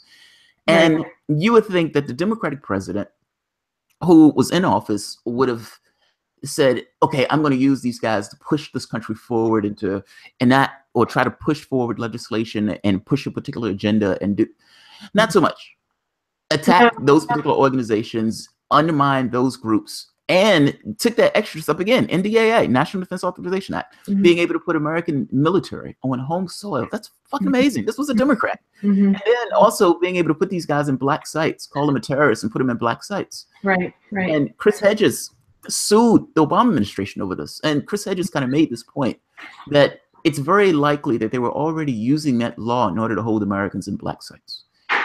So this is a Democrat. Donald Trump comes in office and they're like, oh my God, we're being oppressed. We're being oppressed. He's taking our rights. He's taking our rights. The last president put through this Orwellian thing into the defense bill, allowing them to put out fake news and all this other stuff under this idea of combating, what was the Orwellian term? It was essentially a ministry of truth. The federal government can determine what's true about the public. Well, and see, that's the danger. And then we have net neutrality vote, which is pretty scary. But I wanted to say something about, about cash and whether that, the Green Party, I have heard that, they don't have enough cash. But I think if you look at this last election, it was, at least seemed to be, they want to blame it all on Facebook, but it was other avenues that people were getting information from. People were turning away from the news largely, or maybe watching the news, but also watching things on Facebook. So I think already that shows if the internet has free, somewhat free flow of information, that maybe that does surpass money, because people can go and find out for themselves if they want. I do think at a certain point, I agree with you that the way that this is going, it is getting. You have less and less people who trust news. You have less and less people who watch mainstream, television in this way. Like the main audience for like MSNBC, and then those people are like in their 60s. Yeah. They're on their way out. So you have a large. I have a theory about that, actually, and it's. You say you have a theory about them being on their way out? I have a theory about the age line there for the Hillary Bernie vote. Because during the primary, they kept saying this over and over again, and I was 45 during that, and they kept saying it's 45 and under are for Bernie, and I was like, yeah, I'm right, I'm on that cusp there. But yeah, the more people that I talked to, I was like, it's so true. Okay, what is it? What's the real reason for this, right? And I think it is partly it's definitely partly the media, and that people just a hair older than I am and up watch TV. Yeah. But there's another interesting thing. I think it's tied to the housing bubble and personal wealth. Agree. Yeah, agree. But go ahead, explain. But I agree with you before you even go further. Go ahead. I'm sorry. Well, have you ever heard of this book? I can't remember the author. It's called The Big Sort. Mm-hmm. And he talks about how we segregate in different sections in the country. This is obvious. It's not just racial or it's economic. And you're in your own, pretty much your own little economic bubble for the most part, and it's getting worse, the disparity. I mean, so you only ever really communicate with people in your own little economic bubble. Well, what I noticed was that people a little bit older than me, my husband and I missed the housing, we bought at the peak, so we missed making bank on that, like most people just a little bit older than us. Because if you bought your house in, say, 2003 versus 2006, you paid a good, where I live, around here, 150 to 200 more. Because in so many places, and we're not San Francisco, but any place that had good jobs, we're near Research Triangle Park, they had that huge rise in the housing costs, which was, I don't remember the percentage, but it's nuts. You can go on Zillow and look and see and compare 2003 to 2006. And there's this huge jump. Well, okay, if you're just starting out and you have to come up with 20% down payment on a house that's 150,000 more, then I think what it is that those people, and I know several of them, they grew up what they consider middle class, but it was a different time, and they were able to sort of, like I said, it's tied, your housing is like your biggest asset. So they were able to buy a house when it was far cheaper, and that's the biggest chunk of your income goes to your house, right? So that when you are getting out and starting out and buy a house and you have to spend 50% of your pay on a mortgage, that drastically decreases your buying power, your ability to absorb like huge increases in insurance premiums every year that always keep happening. Yeah. So I think it's just interesting. I think that there's something to that with the housing bubble, because it's about personal wealth and just kind of not understanding that, yeah, millennials, there was I think Sam Ronan put it out. It was a thing recently. I don't know where it came from. Maybe it was on Fox News, but anyway, it was something about like, millennials stop drinking your fancy coffee and you can buy a house. And okay, $4 is stupid expensive. $4, you can save money if you don't do that. But really, I was like, Fox News is a bunch of idiots. I'm sorry. I know, but I don't know. They just put it. I think it was an ad, and it maybe ran on there. I'll have to look it up, but it was like a. No, I wouldn't be shocked. Fox News usually takes these perspectives of trying to convince people that your issue is just. I'm gonna find it. Yeah, it's like there's nothing to do with the plutocrats. It's not that the economy is rigged. None of this stuff. Right.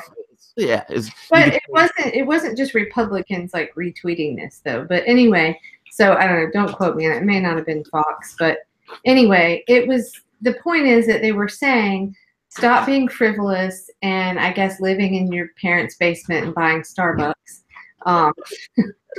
Because, that's amazing.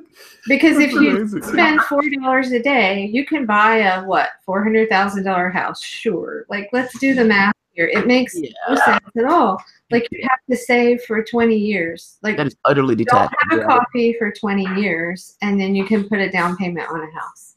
If your economy is to that extent where you can't spend $4 a day, oh man, like if your disposable income is so limited where you can't spend $4 a day on coffee. Exactly. I would add in one more thing: school loans. So school loans are over what, like $1.5 trillion, some insane number at this point. And these people aren't getting married. These people, right, for the most part, aren't putting their money into the economy. These people are putting their money into a bank, paying off student loans back. Right. Think of European countries where a person, for the most part, in the same way that we pay for elementary and high school, that those particular countries pay for just basic public education, meaning college. So anybody in that country could go to school if they wanted to go to school. Think of the kickbacks to the economy itself, or to the country, benefit to the country. Not to mention, you're not putting $50,000 of debt on these people's heads. I mean, that by itself. Absolutely. And this idea of these people aren't necessarily guaranteed the job. Like, this is not, well, there's a few things. So they weren't beat over the head with this idea of socialism. So to them, this doesn't necessarily sound all that bad. They weren't, part of this red menace and this red scare. But also, where I think their parents saw the economy as fundamentally more different. Like, I think they looked at it as, if you wanted a job, you can go out, you just had to get a job. And I think the millennials look at this and say, yeah, that's not true. Like, it's very possible that I'm going to go to school, I'm going to get all this debt and not be able to find a job in the career that I'm looking for. Yeah. I agree. Yeah, and we know that personally. We had, like I said, well, I'm 46 now. We only paid our student loans off at the beginning of the year. So, yeah. So we lived it. We know it. And it's not pretty. No, it's not. The worst, I think the most broken thing about that is the whole deferment forbearance thing, because you can't find work or whatever, you're not making enough to make payments. I think they've eased it a little bit. They're like income contingent, whatever payment plans, but it's always way more than you can actually afford anyway. $600 a month. I mean, for the most part. So then you sit there and it can just add up. Like in forbearance, the interest just keeps compounding. And this is how people get in, like, $100,000 worth of debt. Yeah. So, I don't know. I always hear the opposite argument, don't go get $100,000 in debt for art school, stuff like that. I mean, but it's like, come on. You have the richest society on the planet. And the amount of money that we spent on the military as an addendum, I think it was like $80 billion. Bernie Sanders' college bill, meaning everybody could go to school in addition to giving money for people who needed money to pay off loans. Right. It was less than the money that they put for the military budget to add on top of an already bloated military budget. Yeah. But then we wouldn't have people that can't afford college and are so desperate they have no choice but the military. Yeah. And then there's that. And that's not to knock everyone that goes in the military. I mean, there's some people who do it by choice, but I know personally, my sister's husband, that's pretty much why he did it. Yeah. So, right, exactly. Yeah, so we've got captive, people to go fight wars. But yeah, my 19-year-old daughter is actually in college in Scotland. Journalism, right? Yes, right. Oh, that's right. You met her. I forgot. Yeah. She had to leave early at the convergence, but yeah, she's learned a whole lot from her across the pond. And politics, she said. She just ran by journalism and politics. But yeah, the students there, they even get a stipend. Hold on one sec. Abby, what do they get per year or per month? The students, the Scottish students, they don't, it's paid for. Scottish students don't pay for tuition. They don't pay tuition. Can you hear me? And in need-based, they get student loans for living expenses. Yeah. Okay, so that is a loan for living expenses? Yes. Okay. But the tuition... I don't think Americans full well understand how their European counterparts live in comparison to us. Like, I don't, there's no way. Like, it's, if this country full well understood what some of those countries, for instance, like in Germany, if a parent has a kid, or if this group has a kid, they get a stipend for having that kid, because they look at it and says, look, we want the best possible upbringing for that child, because the best possible upbringing for that child would better suit our particular society. Meaning, we don't want people in poverty. Like, we don't want this Canada. Canada, yeah. Canada. I remember my aunt. Yeah, they do the same, or they did back in the 80s. So, are you open to taking a few questions about CFAR? Absolutely, yes. All right, because we have people that have been ignoring the audience for a very long time. Oh, I'm sorry. Well, I'm sorry, guys. All right, so guys, if you have any questions about CFAR, feel free to ask those questions.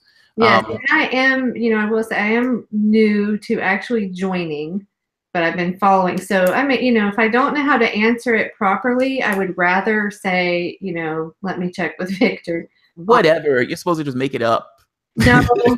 Like, I'm going to free will it. No, I'm teasing. No, fair enough.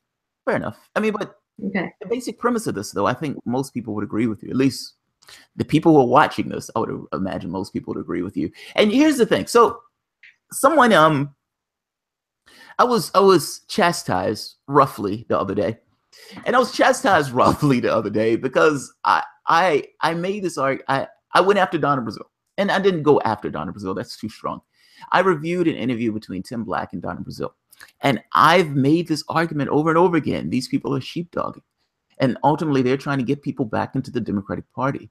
And the modus operandi has been, say whatever you need to say. You had 15 million people leave that party. Get those people back in line. Say, hook or by crook, get those people back into the party itself. But it's like, at the point at which the party can't necessarily own up to its failures and its foibles, why should anybody trust anything that's being said on this behalf? If you're lying to me, and I'm pretty sure that you're lying to me, it's like that what you're saying is running contrary to reality. It is like, why am I going to trust the other stuff you're saying? Now, the reason why I'm bringing this up is I've made this argument that it starts with this point of saying no. There's this ability to look and say, all right, look, you're not getting my support unless you represent my interests, and being willing to stand by that.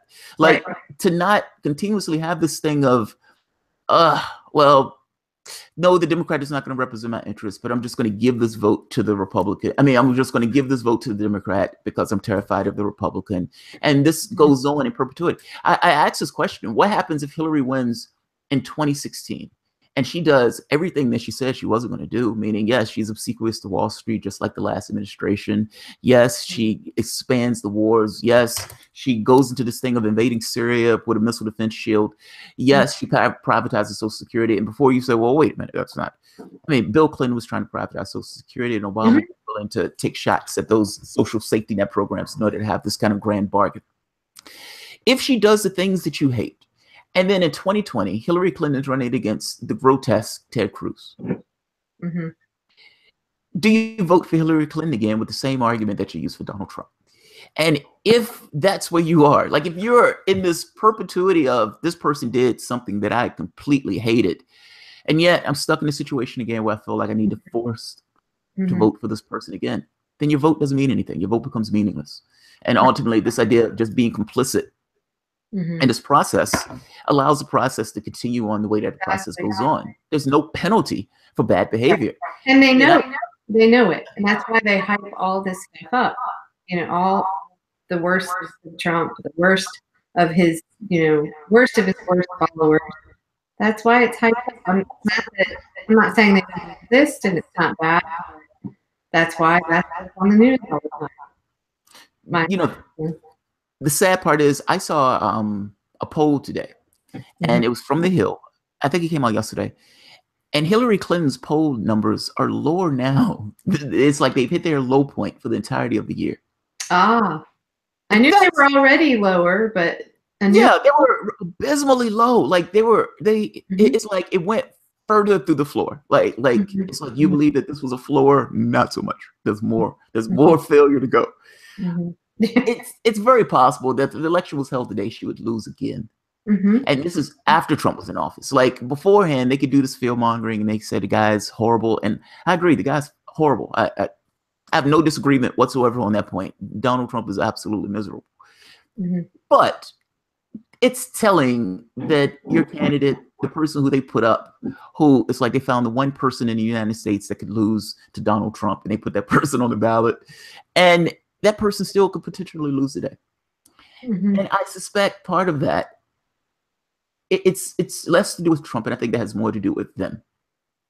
I think people are sick of this thing of, these guys say whatever they need to say, and purely to get a vote, but they don't necessarily back up what they're saying when they get into office. I think people are sick of it. Well, we have to also consider the Pied Piper stuff that came out in WikiLeaks, which is a different topic. We can go on about that for an hour. Yeah, I don't know. I think you're right. As long as people are going to keep doing the lesser of two evils and don't feel like they have a choice, then, or I don't know, they feel obligated or something, then it won't ever change. But they're blackmailed. Yeah. I mean, to some degree, blackmailed by your own intelligence. Right, it's like, well, this gimmick of worse. The more, I think, light that is shown on the, the corruption in the DNC, though, that fewer people, I don't know do you know what the exact numbers are of the Dem exit at this point? As far as I know, it's like 15 million people.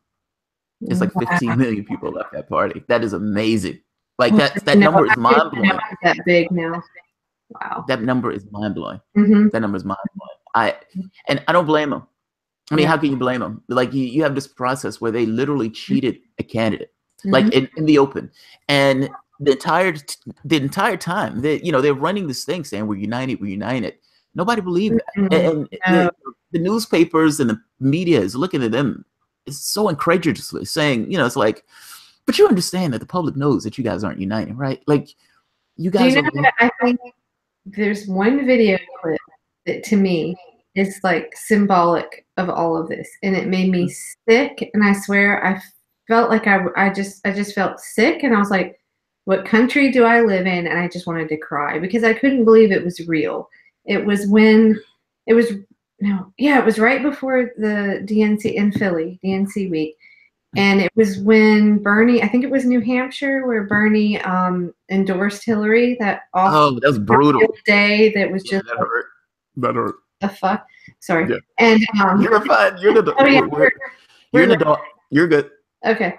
So, but there's a woman, and I've tweeted this video out many, many times. And this guy, who's like a security guard for the Democrats, he's walking around in the audience.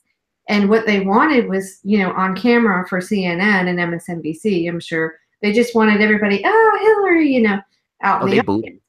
Well, there were these two women over in the audience, and they're like, defiantly jumping up, one's like holding up the Bernie sign.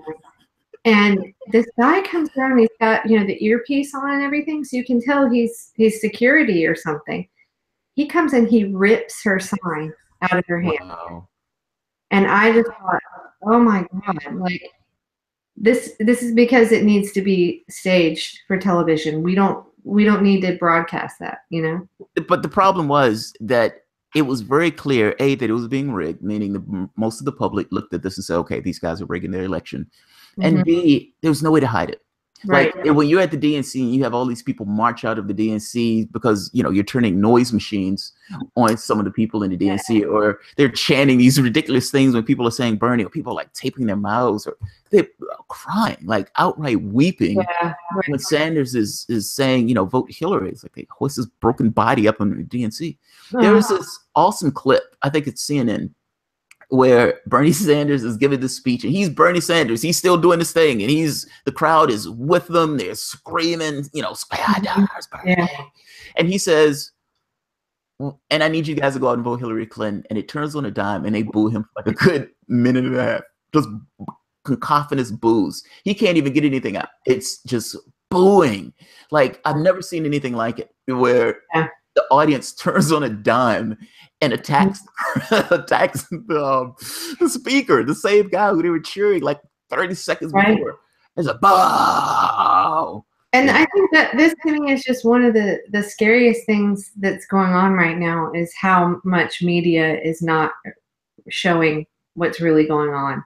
You know, I mean, we were there and I saw that. I mean, I saw Bernie delegates crying in a bathroom, you know, just walking around town, and ran into some people. And that, you know, you just, if you weren't there on the ground, you wouldn't have known what was really happening there.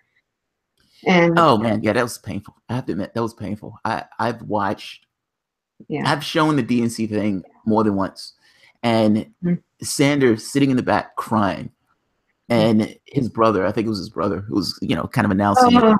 Yeah, and he comes out saying, you know, I need you guys to vote for Hillary Clinton, and his supporters are just weeping, like bawling in the open. Like, it's a painful thing to watch. I think that's another thing that the DNC should realize. There were a lot of people that really couldn't afford it, that, you know, put their time and money, and little money they had, traveled all the way across the country. I mean, worked tirelessly. And to cheat that person, their candidate, and then expect them to just come back in because they're scared of Trump. I honestly think, they screwed up massively on this. Like, and the reason I think, you know, back during the civil rights movement, with Democrats being conciliatory towards blacks and essentially allowing them in the party, and for the most part, you know, it went both ways. Democrats wanted those extra voters, and blacks wanted to have some kind of political clout, and etc. But African Americans full well remember, even from this kind of cultural memory, what took place in regards to, well, the racists jumping into the other party, and that has never left. Like, that understanding that there's a faction of that other party that is completely antagonistic towards things of race and gender and those type of things. It may not be the totality of the party, but man, that faction is there, and that faction has gone anywhere. And so it's like, it's built into us, in our heads. I know it's not built into us. I'm just saying, from a cultural standpoint, they've done something similar in this regard. Like, think of all the millennials, all these kids, all these people who, like you said, dedicated their time and attention and all this other stuff. Not to mention this thing of all these people wanted something fundamentally different, and they had this idea of something better. And to hit the guy in the knees in this way, and the thing that's going to be in their head is, that party cheated my guy. I don't want anything else to do with it. I don't care what comes out of their mouth. I don't want squat to do with it. That party can burn and crash and fail miserably. I want nothing to do with it. In the same way that African Americans kind of took this attitude on with regards to Republicans, I would make the case that the same thing is going to happen with millennials in regards to Democrats. It really is. Unless that party fundamentally changes. Like, and I am massively skeptical of this idea that that party has the capacity for radical change. Me too. I think unless many heads roll, it's not going to change. Purges. But, did you ever have you ever interviewed or talked to any of the guys from the Black Men for Bernie group? I have not. So I saw, you know, it's funny. I went to a Sanders thing in Philadelphia at Temple University, and Black Men for Bernie, the bus came around the corner, and everybody thought it was Bernie Sanders. Like, Bernie, they were flipping out. I have a picture of us with the bus. Oh, really? Yeah, the bus is awesome. We got to meet. Well, I guess we met. There were 3 guys, I think, originally, but we met and talked to Bruce Carter and Gary Frazier, who's now Green Party. And do you know that Bruce Carter went Trump? That's hard. No shit. Are you serious? Wow. You know what? That pissed. Yeah, I wonder if I could get him to come on and talk to you. Yeah, you can probably. I emailed him once or twice, and he actually answered back. But he went for that's how pissed off he was. He was pissed. Oh, he was pissed. Yeah, and I have to tell you, that was a sad time. They had a little party at, for Bernie delegates and anybody supporting Bernie, and it was just sad. It's just sad. I mean, and Bruce, I think especially for Bruce Carter, and I don't like to talk about people when they're not present. So get him, see if you can get him to come on. But you know, he had his truck like wrapped in with the whole Bernie stuff. Yeah. Right. He drove from Texas all around the whole damn country for this. And you know, just he was I think there's a video of him in Philly like just screaming like, no, I will not vote Hillary. There's no I don't blame him, man. And look, I didn't think, you know, it's funny, everybody comes to this. I always said this was the choice that divided the left. Like, like when you're talking about some organizations or some outfits that kind of went the way with Hillary Clinton and others who said, screw this, I'm not taking that step. I think that was somewhat of a division in the left and way this was processed. My issue with this is if you cheat a candidate, they shouldn't get your vote, just on principle alone. I don't care. The devil himself could be on the other side of that ballot box. It shouldn't matter. Ultimately, there's something that matters a little bit more in this regard. It's like, do you believe in the principle of a representative government? And do you believe that it's okay for one of the parties to completely usurp that process in order to, you know, exceed their person into the office? Now, I know Lee Camp on Propaganda Network, RT, right? Yeah. No, totally kidding, you know, because Larry King and Ed Schultz are Putin puppets, right?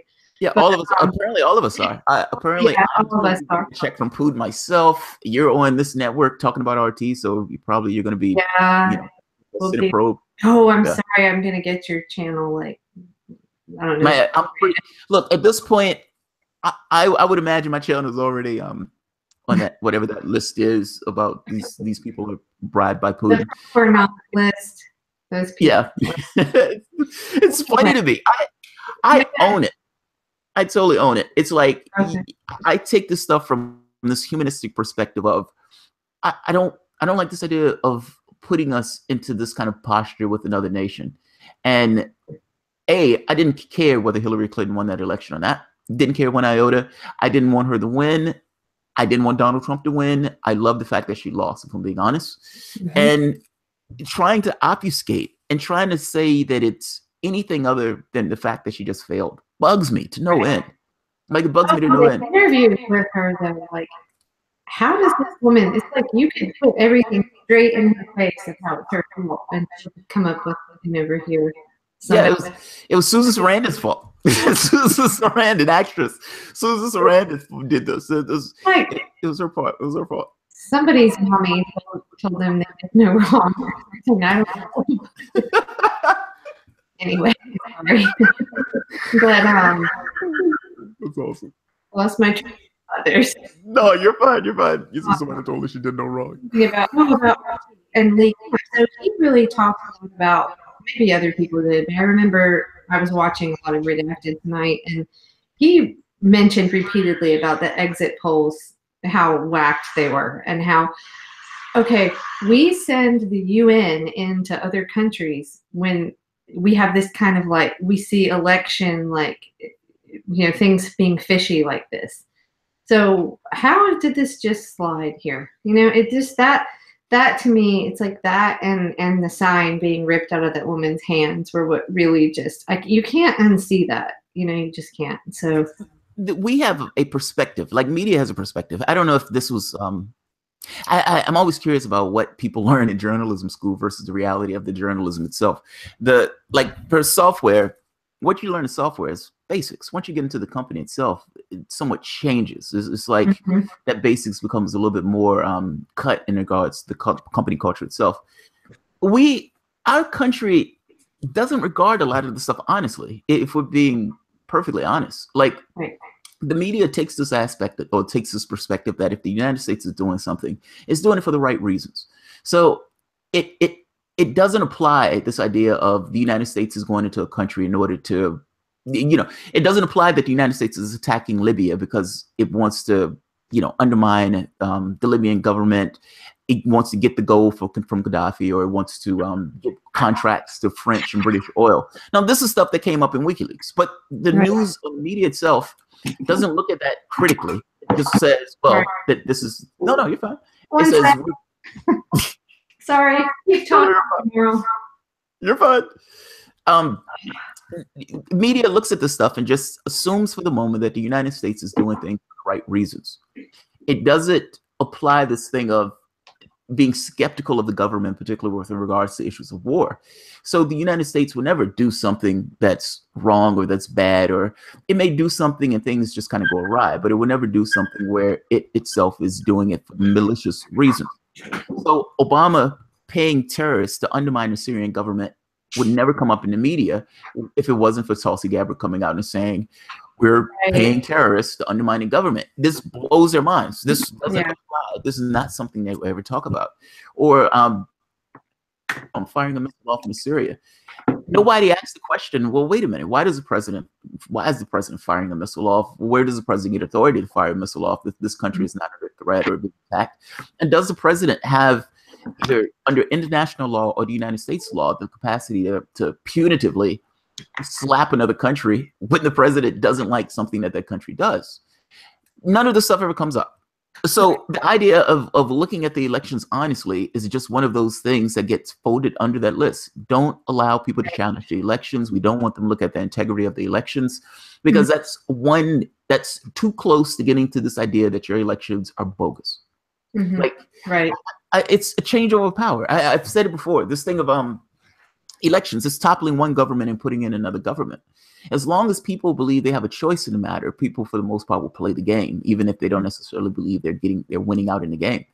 But what happens when the society looks at this and there's a critical look at the election infrastructure? And it's like, yeah, this doesn't seem right. I mean, ultimately, these exit polls are just massively off, and getting to the point where they even just stop having exit polls by the time they got to California. I mean, just completely. Well, that election justice report. Yep. That's another thing I think I've tweeted 500 times. But yeah, I mean, and I think I watched each and every one of those things happen. I happened to be stuck on my back during that period. But I mean, I remember there was a Facebook post where this woman, like, she recorded it and she showed, look, I've been given a provisional ballot. And another one, that went in and recorded it, that she went into the election office and said, look, I've been a registered Democrat all my life, and this has been switched to Republican. So, I mean, it was documented online. I don't know if all those things are still saved, but I know a lot of that was put into that Election Justice USA report, just what happened, Brooklyn and Arizona, everywhere. And it was promptly ignored by the mainstream media. Absolutely. That's amazing. Like, that blows me away.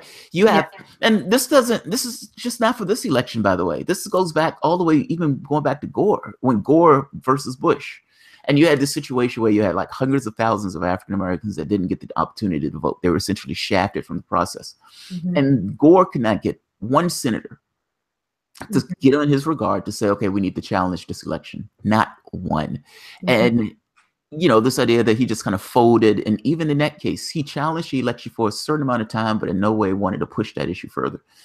John Kerry, same thing. The weirdness of the voting machines in Ohio. That's something I'm going to be digging into. Tim Canova, actually, there's an article about it. He actually spoke up about records. Deborah Walker destroyed records. Yeah, and he spoke up about it. And again, going back to journalism and the way things are spun, there was a writer that covered this, that he basically raised fuss about it, like something. He didn't say it was rigged. He's much more pragmatic than that, which is probably why I like him so much. He was just like, something's a little off. We need to look into it. Yeah, kind of thing. And you can. I'm no statistician, but you can look at the graphs there and see the way, like I'll send it to you tomorrow, but you can see like they're kind of neck and neck. And then it was like all of a sudden, as the later polls came in, all of a sudden it's going like this. And it's mathematically like probable. Yeah, it's like it shouldn't happen. So what does that point to? Some kind of computer program? Maybe. I mean, I don't know. But so he just said, look, there's something a little funny here. Software can be hacked. I mean, people act like software can't be. I've seen software engineers hack the election process using only like the the device itself. It's like one of the pluggable devices itself. I don't understand. Well, I do understand it. I mean, like I said, the media looks at this stuff as being kind of an arm of the government in many respects. It's like state media, even though they call themselves state media. They were never challenged. It's crazy to say that, but I don't think it's really that far off in some areas. I mean, why else would you have this narrative about Russia and Putin hacked it all this time? But if you dare say, you know, if Tim Canova dare says, hey, something looks a little funny right here. Oh my God! Like how dare that conspiracy theory? Right. And but about journalism schools, and if anybody's already heard this story, I apologize. But so I went to journalism school longer ago, and my daughter, before she took off for Scotland, she got an amazing merit-based scholarship to Boston University journalism school. She hated it. She was like, I have to get out of here. She hated it. It was terrible. And I'll just put it this way. It was like MSNBC training ground. And whenever she tried to bring up, you know, middle of the road perspective, she got labeled a Trump supporter. And especially being That's amazing. That's amazing. Yep. That's amazing. So because I wondered that, I knew she was going to be going to school there the following year after the primary. You know, and here I am, I'm watching CNN, I'm watching MSNBC throughout the primary, and I'm also watching, you know, Twitter and Facebook and all the stuff that's really happening on the ground and seeing none of it being reported, you know, and the spin that was happening, it was so glaringly obvious if you were, you know, paying attention.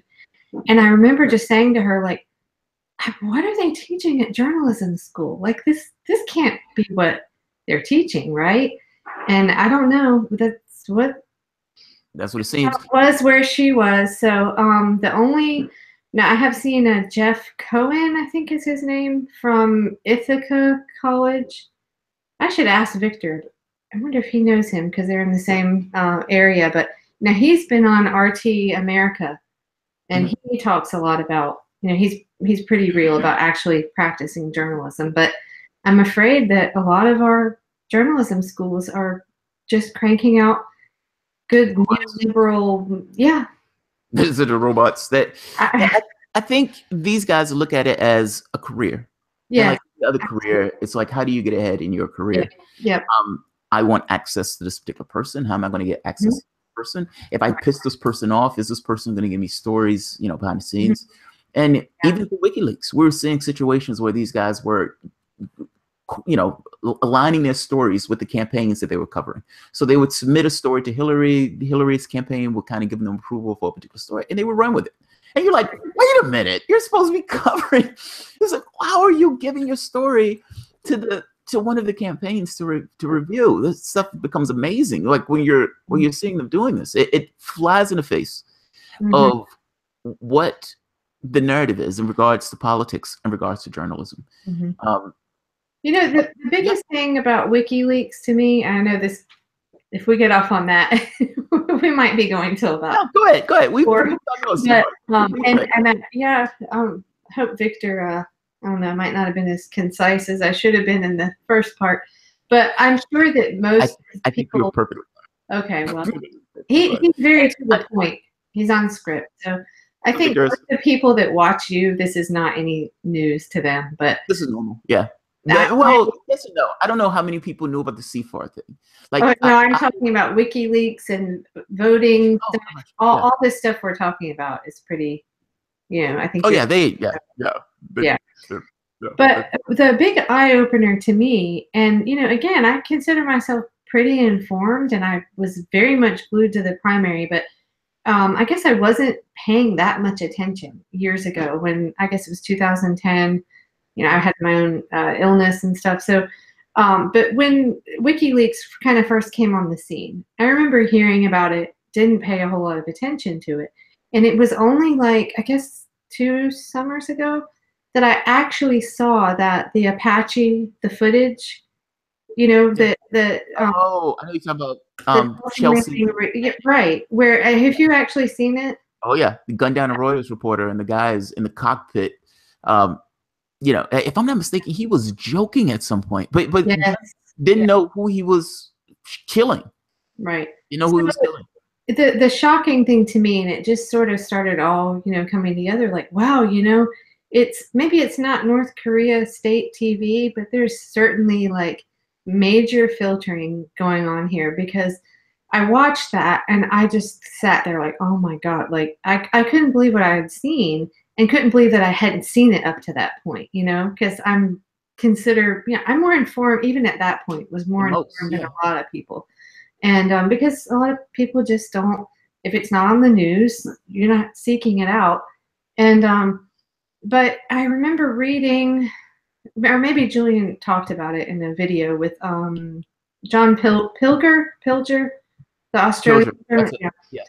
So he said that basically the American news media decided that it was too violent and that they needed to protect the viewers from seeing it. That sounds about right. The snowflakes of the American public that can't deal with the reality of the world the way it is. But if people saw that and could start actually, I don't know. But they don't want. But this is kind of my point. I don't think they want them to do that. If that makes sense. Like, no. From a lefty standpoint, we look at that and we're aghast by it. It's like, oh my God, what do we really want the United States government out there murdering people, civilians in this way, particularly when they don't necessarily know who's at the bottom of that gunship. So yes, I want people to see it. I want people to be aghast by it. I want people to be pissed off by it. I don't care if it hurts their feelings or if it turns their stomach. I don't care. If your government is out there doing stuff like this, the least that you can do in the public, since it's doing it in your name, is to watch. That's the least. Like, this idea of protecting the public and all this other stuff doesn't apply. It doesn't apply. Well, and we all know how the left loved WikiLeaks, and now he's a Putin puppet. I love WikiLeaks. I do too. WikiLeaks. Yeah, this idea of a Putin puppet, they can say whatever they want. Ultimately, Hillary Clinton lost that election on her own merits, and they're looking for any and everything that they can cry about in order to try to throw something in. One of the things I wanted to go back to something that you said. This thing of watching WikiLeaks and watching them kill, watching Chelsea Manning essentially put out the information, the footage saying that they killed those people, and Manning's testimony was so naive, and it was awesome. Like, it was awesomely naive. It in her mind, she took this as, if we're in a country, we're doing it for the right reasons. And it's like, oh, that's comically naive. Why? It's like, why do you believe that? But she believed it.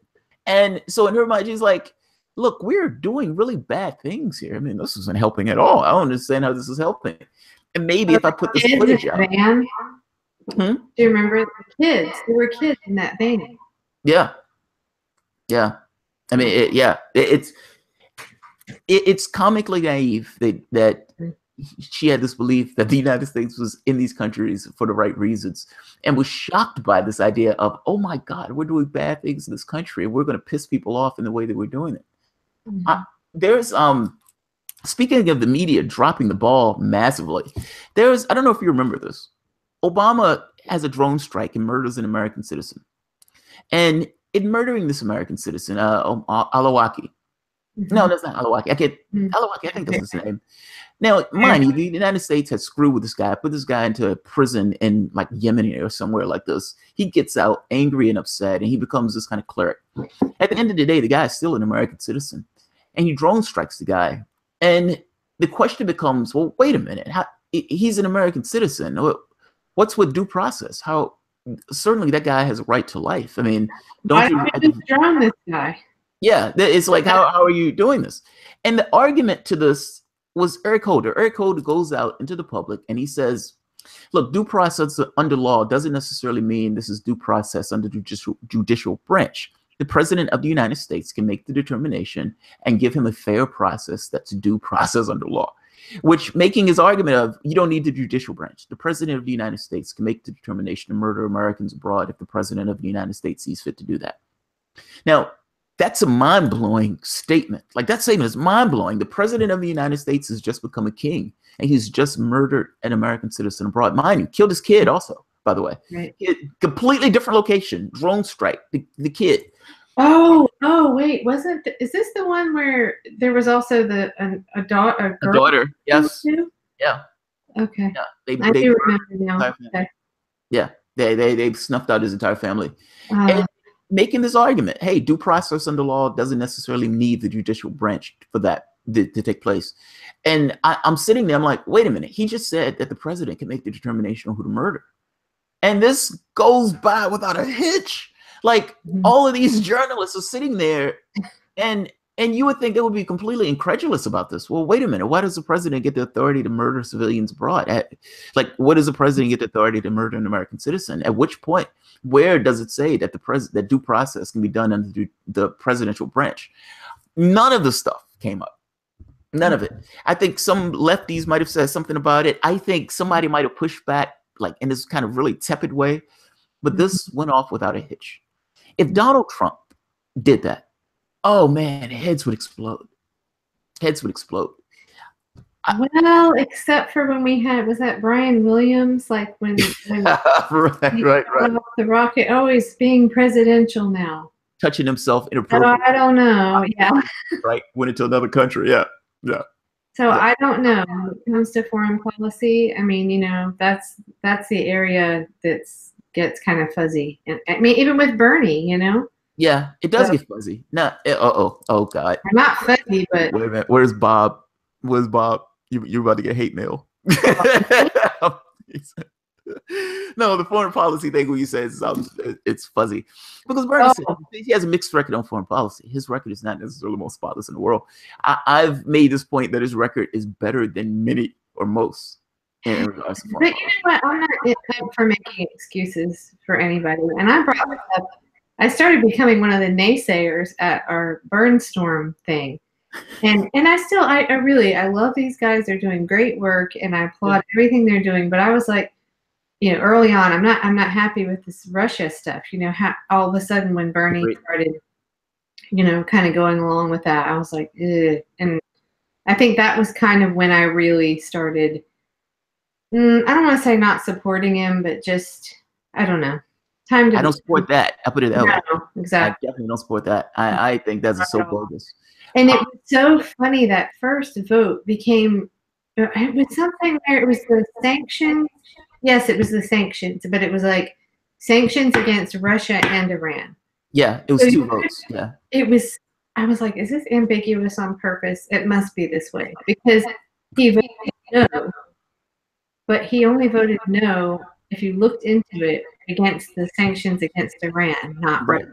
Not Russia, yeah. But the Democrats were going nuts on him because they said he voted no against the whole thing, which included the Russia. And then with the truth of it, it was like a week of trying to figure out what was real, even with that vote. And I think Max Blumenthal is one of my favorite journalists in the whole Russia stuff. Good. Yeah, he's very. Yeah, I follow him. I kept going back to him too, because I think he reported it initially. But it was, and the fact that we have to dig that much to get the truth out of these stories.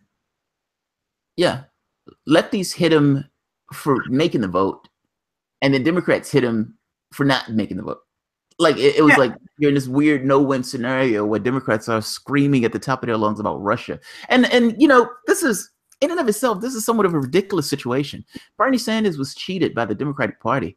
And part of the Russia thing was in order to obfuscate from the fact that they cheated Bernie Sanders in the first place. It's like, pay no attention to WikiLeaks. That's done by Russia and it's all this other stuff. But at the end of the day, the WikiLeaks documents got across that they were messing around with the system itself. But part of that was, part of the information that was leaked was, we cheated Bernie Sanders. And so Bernie Sanders, the same Bernie Sanders who was cheated, has to go out and say Russia has something to do with this process, defending the fact that the Democratic Party cheated that exact same Bernie Sanders. This stuff is amazing. Yeah, I think I have to say that's why I just have utmost respect for Tim Canova. It's his platform, but it's also his, like Tulsi Gabbard, to really stick their neck out and say, you know, this is wrong, like he did about the election. Yeah. And Tulsi Gabbard did about, I have to step down because of regime change wars. And it's going to take people like that stand up and call that out. You know, speaking about that, I think, if I'm not mistaken, she stopped taking campaign donations, like super PAC money and everything else. Like her platform has. Look, I like Tulsi. Mhm. I like Tulsi. Tulsi is one of those few Democrats I would vote for. Mm-hmm. Yeah. Well, just what she did. I remember watching that video when she said, "I can no longer be. I'm stepping down. I can no longer do this. Basically, I support Bernie Sanders, and I can't support a candidate that's for regime change wars." It was like, whoa. That was mind blowing. Did you see that nasty letter that they sent her? Yes. Saying that they were just that she was insulting Hillary Clinton by not supporting Hillary Clinton. It's like, what? This was a horrible, disgusting letter that they sent this woman. It was amazing. Amazing. She did something else that was amazing. She went on CNN and told Jake Tapper that, look, we're undermining the Syrian government by paying terrorists to undermine the government, and they want us to stop doing that. And Jake Tapper was stuttering, and he was like, blah, blah, blah, the government says it's not doing that. It's like, I understand, Jake, but this person just came from there. And does the government have an interest in lying about something like that? Again, state media, Jake Tapper didn't want to have the conversation. But you wonder why. I have wondered why they still give her airtime. But I mean, she is in the camp of she's sticking to her principles, but she's saying, I'm in it to reform the Democratic Party. So she's sticking there. So I guess that's why. But I don't know. Yeah. This reform stuff. There's a very big conversation that's taking place, and what I like about the CFAR thing is, at the very least, I made this case that the issue is trust. That you have all these people who are in the reform camp who seem to be very trusting, and I don't understand where all of this trust comes from. It's like you're dealing with these political hacks and these political operatives. Yeah. And do these political hacks and operatives have a vested interest in getting you back into the party? And the answer is yes. 15 million people left the party. The entire point of the Unity Commission is a sheepdog back into the party by trying to give piecemeal reforms. Right. So, I don't understand why they have this level of trust. What will go a long way in bridging the gap with that trust is a document saying, I will stand by these principles. Right. Yep. And it puts the power in the hands of the voter. Providing that voter is going to be willing to say no. This is what I mean when I say starts with no. Like the voter has what I mean by that is this premise, the CFAR premise, seems to work on this idea that the voter will have the capacity to say no. If you're not representing a particular interest, you're not getting my vote. Like you're signing this document and you're saying that you're going to represent this interest, but I'm willing to go without if you don't necessarily want to toe my line. You're not going to get rewarded for not. For this bogus, half-ass, mealy-mouth support. You hold your shape and you represent my interests, so you don't get my vote. So I think, but that fundamentally starts with this idea of being able to say no. And it's being able to say no is a revolutionary thing. Like even though you have 60% of the public considers themselves to be an independent. Is it that high now? I know it's higher. Yeah. I'm going on old numbers. I remember it, I think during the election it was 43%. I know it's higher, but it's higher. Yeah, it's higher. It's higher. And maybe 60 might be too high. I don't think 60 is too high. I think that number is 60%. May not be. But I could be wrong. But that number is high. But those people still, when given the choice, those people often still go down this path of ice cream, or Coke or Pepsi. Coke or Pepsi. It's like it may want somebody else. It may want to vote for somebody else. It may hate and despise the fact that it's voting for these guys. It may throw up in the parking lot after it makes its vote. But ultimately, it still ends up being Coke or Pepsi. Right. It's America. It's branding. It's brand. Well, the two things. I mean, it is branding, but it's also this thing of the other. Like when you as a person want your vote to count. And so this kind of thing that runs in your head is, well, I would vote for Jill Stein if I thought that other people will vote for Jill Stein. You might have 20% of the population that will be willing to vote for Jill Stein if they just voted who they wanted.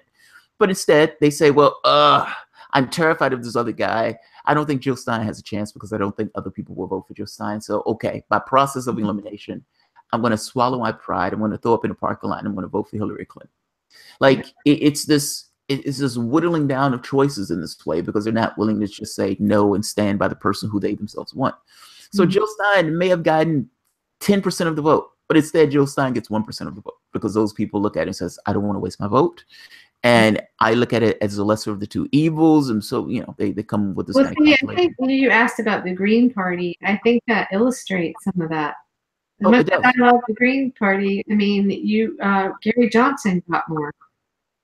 So I think it's just really critical that, something like CFAR, or whether it's that or Movement for a People's Party, any organization that's trying to put forth a progressive platform needs to be reaching out to those independents that I hate to use left and right, I really do, but it's the only way to kind of describe it. It's the people that maybe they voted Gary Johnson. Yeah. I agree. I mean, there were a lot of millennials that voted Gary Johnson.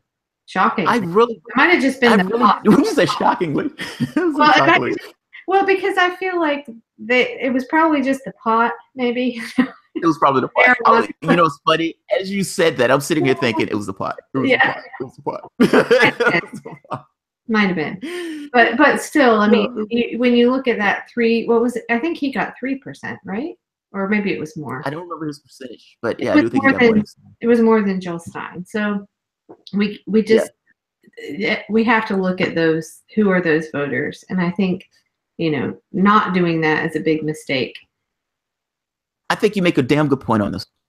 Like, if I would guess if Garden Gnome is on listening, I think he would. I don't see him. Oh, okay. Well, sometimes he is. I know he is. Sometimes he would agree with that. He's usually floating about at some point. I agree with you on this, by the way. You may not get hardcore right wingers, so take them off the table. You may get some, but you may not get them with that particular argument. What you will, though, get are independents. Like, I would wager that a lot of the independents will probably make that statement, I didn't leave the Democratic Party, the Democratic Party left me. Meaning those people might just be where they were politically back, where they were in the 50s and 60s and the 70s and the 80s. And the party moved so far to the right and so fast that it just kind of left those people, and those people said, I can't support this party. I think you would get those people. I think that huge amount of independence that Bernie Sanders was going to get. And I think, yes, some right wingers. I mean, when Sanders would go into those right wing districts, he wasn't held to the same standards as many of these other Democrats because he wasn't considered a Democrat. So they were allowed to kind of step across the aisle in this way and vote for him because they didn't necessarily consider him part of that power structure in the way that the power structure existed. Yeah, man, I think you can pull those people. I think the argument just needs to be made. Right. So, and you just have to keep going and sticking to the issues and not using the labels, just sticking to, the issues on the platform. I mean, you actually, it's kind of crazy, but you can look at Trump's platform. I'm not saying that he means it all, okay? Oh, yeah, but when you look at I looked at it when before the election, and I would never vote for Trump, but it was to the left of Clinton on some of that stuff. Yeah, I mean, NAFTA and rebuilding our infrastructure and all of that, it's not any different. And it's not, believe it or not, I saw that and I thought to myself, one or two things is going to take place. Either Donald Trump is going to get in that office and he's going to lie through his teeth. And that was my assumption. My assumption was, okay, he's lying about all this. He's running on the Republican platform. And regardless of what Trump wants to do, the Republicans have a particular modus operandi in the way they run government. I don't think he knows what he's doing, does he? Sorry. You said you don't think he knows what he's doing? I think, look, I think the most shocked person in the world in November at the end of that election was Donald Trump. Yeah. I think Donald Trump was like, holy shit, I won. God damn it, I can't believe I won. I was in this just to spite Obama and just to put my thumb in the eye of these guys, and they've elected me president. God damn it. Right. So I don't know how into this Trump is. What I would say though is what he was saying was somewhat to the left. Like, he was being racist, fair enough. He was being sexist, fair enough. But when he's talking about jobs and he's talking about, I'm going to fight for these jobs and I'm going to help these companies and I'm going to get the economy up and running and I'm going to do this and I'm going to a $10 minimum wage. Everybody's going to have big, beautiful health care. And you're like, this guy sounded like a lefty.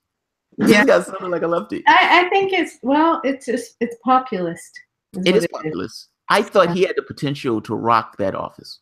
I had no assumptions. I was like, Donald Trump is gonna be lying like nobody's business, and a lot of these people are gonna be hurt when he gets in that office, and he's always putting these right-wing neocons in these positions. But I thought to myself, there is a small infinitesimal chance, and there's this aspect of me, this little tiny bit of hope that's hidden back somewhere in the recesses of my mind, that thought to myself, is it possible that he could rock that office because he's, for the most part, not beholden to either of these interests? Well, kind of a bull in a china shop. I thought that myself. Like, he could actually, if his ego is that big, which, you know, we know what he thinks of himself. Yeah. Right. But no, really, he could shock the world and go in there and do amazing stuff. It'd be like, he would have blown me away. Donald Trump could have even ran against the Republicans. Like, he could have went into the office and says, I'm going to pass healthcare for everybody. There would have no way would have allowed him to get that pass from the Republican Party standpoint. But who cares? The point wouldn't have been to get it passed. The point would have been to push it out and saying, I'm Donald Trump. I said I was going to do this. I tried to do it. They shot me down. I am trying to work from both ends. Donald Trump could have got these tax cuts out. He knows nothing about politics. Mm-hmm. And I know people think that he's good at this, but he put so much backlash for himself. So for instance, Donald Trump could have gotten these grotesque tax cuts without all of this flack that he's getting from this. He could have ran some of the lefty populist stuff. He could have did all this stuff. They would have shot him down on some of the stuff, and they would have shot him down maybe on all of it. But at the very least, he could have said, I tried to do this. I said I was going to do this. The Republicans didn't allow me to do it, and they just shot me down on the stuff that I tried to do. But I said I was going to do minimum wage and all. And Donald Trump could have even said, look, I need you guys to give me one of these things, and I'm going to give you your tax cuts and everything else. He could have even said that. Right. You have such opportunity being in that office and running in this idea of this kind of maverick candidate, even though you're just like, this guy's just a blue collar billionaire. He's just out for himself. Mm-hmm. But you have the mantle, at least for the first 100 days or whatever. I don't necessarily think he has that mantle now, but at the time, he could have done some interesting things in that office. And I don't know if he's just certain about being a one-term president. I think I don't expect him to want to run again. I just don't. You don't think so? You think it's too much? I mean, I think he probably just wants to get back to his penthouse and tweet. And not have to worry about the rest of the shit. I don't know. I mean, you know, if you don't have to work hard, which he really hasn't had to, why would you want? I mean, it's just probably a big adjustment for him. I would think it is. And, you know, people are taking shots at your ego. Like, this is not business. This is not like, you know, these people are kissing your ass because they're scared for their jobs. You have all these people who are taking shots at you, calling you stupid, calling you an imbecile, calling you reality show host, calling you a liar. It's like, so every day you have this cacophony of people who are calling you bad names. And look, I would say 90% of it is earned. Maybe 80% of it is earned. 75%. Yeah. And to be honest, that number, I'm giving a fictitious number. I don't know what that percentage is, and I don't even know I'm hanging on the number. I guess my feeling is you can't take a shot at him for doing stuff that the last president did, at least if you're a Democrat. If you're a lefty, yes, you can take a shot at him all the way, because ultimately you didn't like it when the last guy was doing it. You don't like it when he's doing it. So you're being somewhat even-handed from a humanist perspective in the way that you're appraising these guys. You know, I do try to understand, though, and you and I, it's funny, the first time we talked was a racial topic. Do you remember that? Yes. It was kind of about Claudia. It was Claudia, right? Yeah, it was a Claudia conversation. But, I mean, I do try to understand why, you know, not being a minority, like, I try to understand, like, why Trump is scarier to certain groups, certain populations, you know? But, I mean, I hear plenty of people like you and Charles Douglas, and you should talk to Charles Douglas. You really should. He was at the People's Convergence. Did you meet him? Oh, he was? I don't think I've met Charles. Okay. Yeah, he's doing some amazing stuff here in North Carolina, but yeah, he should come on. You guys should talk. That would be really good. But anyway, you know, I try to understand that because, you know, there's a lot of fear, like Hispanic people being deported, but then, I mean, what were the numbers that I've heard Obama? It was like 30% Hispanics voted for Trump. That was mind-blowing. Oh, well, there's that too. Yeah. So it was mind-blowing. It's like, what? Like what? But Obama wasn't friendly to. No, he wasn't. No, he So, wasn't. 3 million. Yeah, Obama broke records. Obama broke records. order in chief. I've heard that term, but I didn't know the numbers. So it's all about like perception, not reality. I have to be honest. I don't look. I don't necessarily think Trump is the safest thing in the world in that office, particularly in regards to racial demographics. And it's no, I think it is. Yeah, I guess I have this. There's a cultural memory that's associated with this country, and this idea that you're putting somebody in that office who seems to just, I got to be honest, is somewhat overtly racist. Yeah. Like you start your campaign saying that Mexicans are rapists and drug dealers. Yeah. Like, what? Like, what the fuck are you talking about? In the South, I married a Southerner. I'm familiar. I mean, No, right. Trump is no different. I'm not from the South, but Trump is no different than a whole bunch of people, guys you encounter, especially in that age group. And it's also. And right there, then, I mean, but that's kind of the point. Like, that's when you're looking at this thing of why are minorities freaked out about this, or why are hell, for that matter, women. Like looking at the situation, women are not minorities. I'm just saying, right. Women in this sense itself. I personally, I don't look at women as being a special class. I look at women as, I think there are more women in this world than men, so it's a little weird that women are looked at as special class. But at the very least, from the standpoint of the way the Republican Party regards this stuff, yeah, abortion rights have become one of those things that are on the chopping block. Like, Right. You have all these theocrats who are in office who think it's perfectly okay to let their God fetish, their fetish of their version of God to hold sway. Did you see that interview by the guy that was in Alabama, and he was representing Moore, and the guy was terrifying. Tapper was asking this guy about, he was like, but he was like, yeah, it was a terrifying interview. Like where the guy was like, well, we need to, people think they can live any way that they want to live. We need to get back to this kind of moral righteousness thing. And these people in government think they can do whatever they want and they need to live by God and all this other stuff. And you're like, whoa. That was the guy representing the pedophile, by the way. The religious guy was representing the pedophile. Wow. It always is that way, isn't it? Or seems like it. Amazing. And it's funny about that. I used to be far more, back when I was a PMR fan, like religious. I know, man. I'm just embarrassed. I like religious. I paid to see that picture twice. Excuse me. Really? No way. I'll tell you what. The first time was like 2011. I think this was in Asheville. So I don't know. It was a different landscape then, I wasn't. I don't know. I wasn't paying enough attention, I guess. No, it's not that. It's not that. It's just you can't see it from that perspective. Yeah, things changed. I mean, when Bill Maher, like I was like, I'm done. Was when he was. It was DNC week, and he was airing Home Philly, and I think Anthony Weiner was on. But I do remember he showed the picture when you were talking about people weeping. Yeah. The Bernie supporter had the tape, the masking tape, or something over her mouth. I remember. Yeah. And he was like, basically said, "It's time to shut up." Like, shut up to Bernie supporters. And I was like, "That's it. I'm done." Yeah, it was like, I'm done. I could. Yeah, I could. I knew, actually. I bought tickets like in the fall of 2015.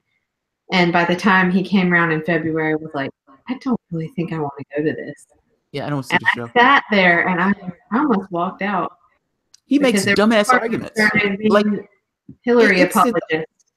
Yeah, I mean, a complete Hillary apologist. Like this thing of Hillary is blameless. Hillary did nothing wrong. I don't understand why people dislike Hillary. Hillary does my wallet perfectly well. Right. Like, yes, I understand she does your wallet perfectly well, and I understand you're in California, so you can smoke all the pot that you want. Great job. It's like, what about everybody else? Right. So, Bill Maher has ended up on my shit list. Yeah, but about the religion, though, my point was kind of that I came around to kind of realize, like, okay, like if someone is using their religion to judge gay people, to cause harm and bring, discrimination to someone, then absolutely that should be condemned.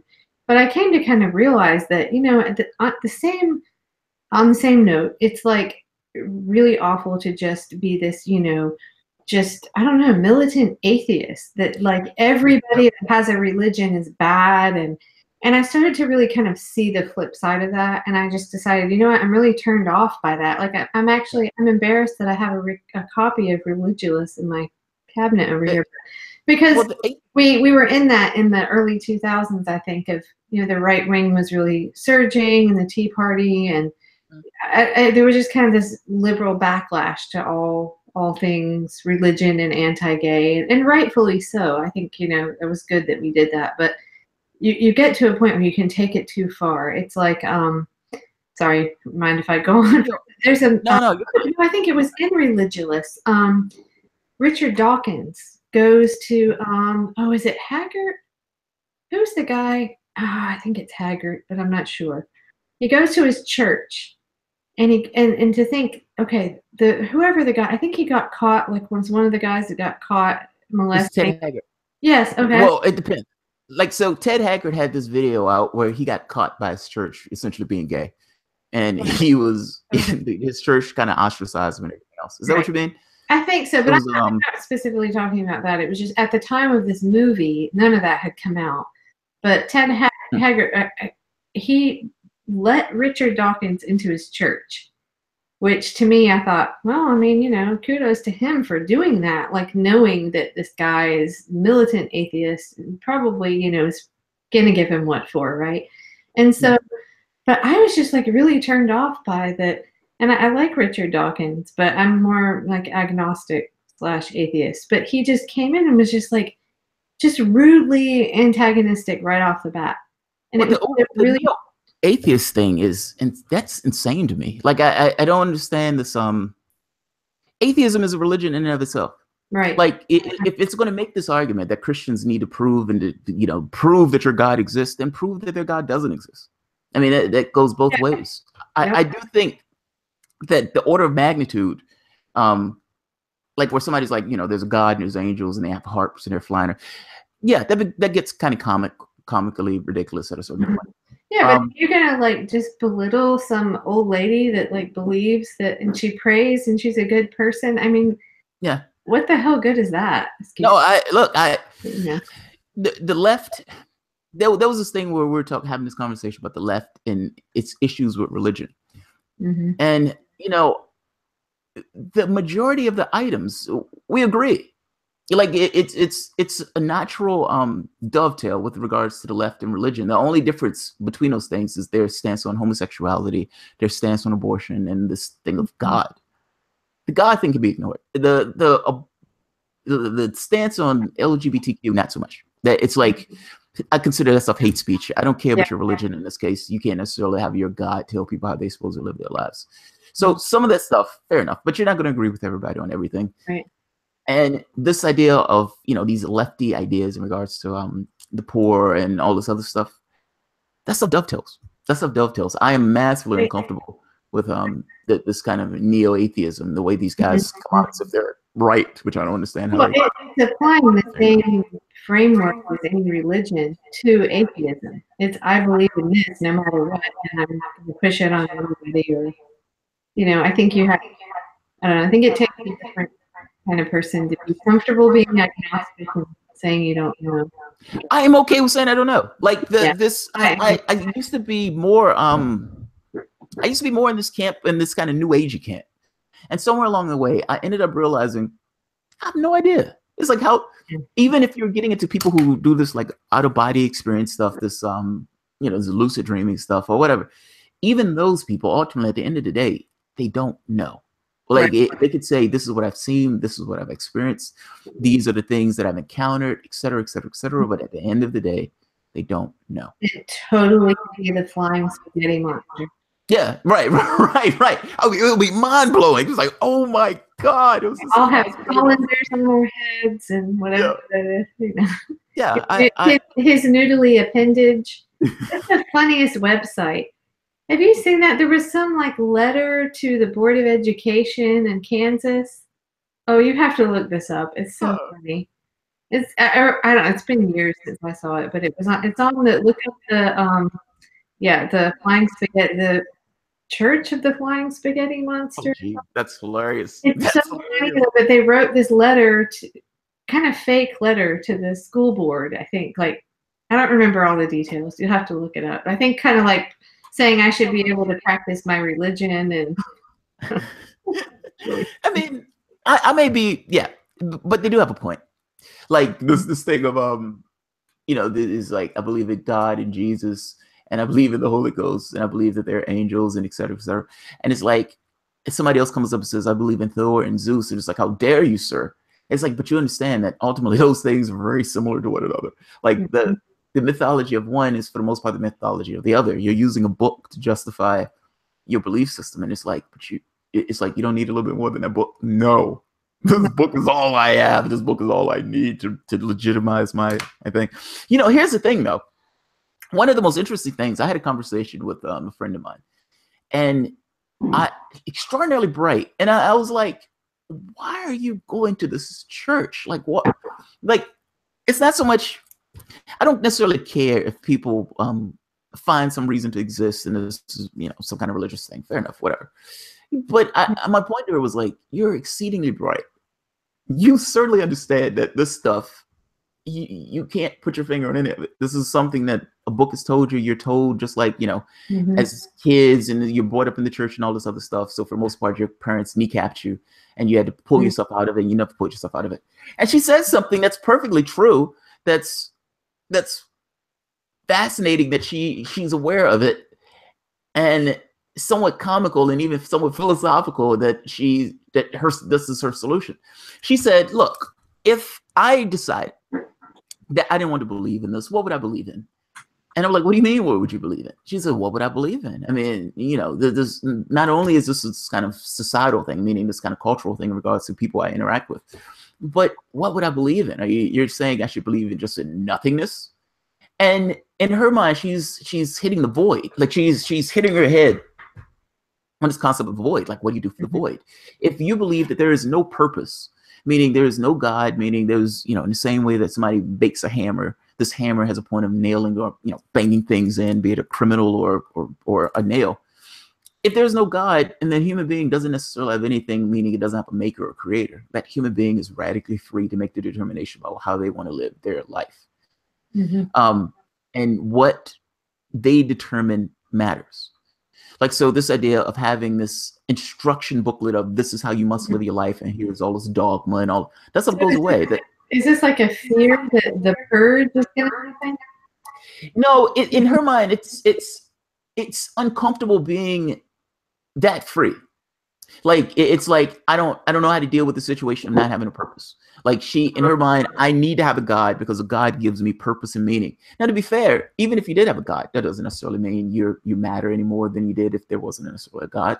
But people get massively uncomfortable with this idea of you being the determining factor in what you want to do, as opposed to having this kind of God being this kind of determining factor of giving you value and having something to spend your life doing.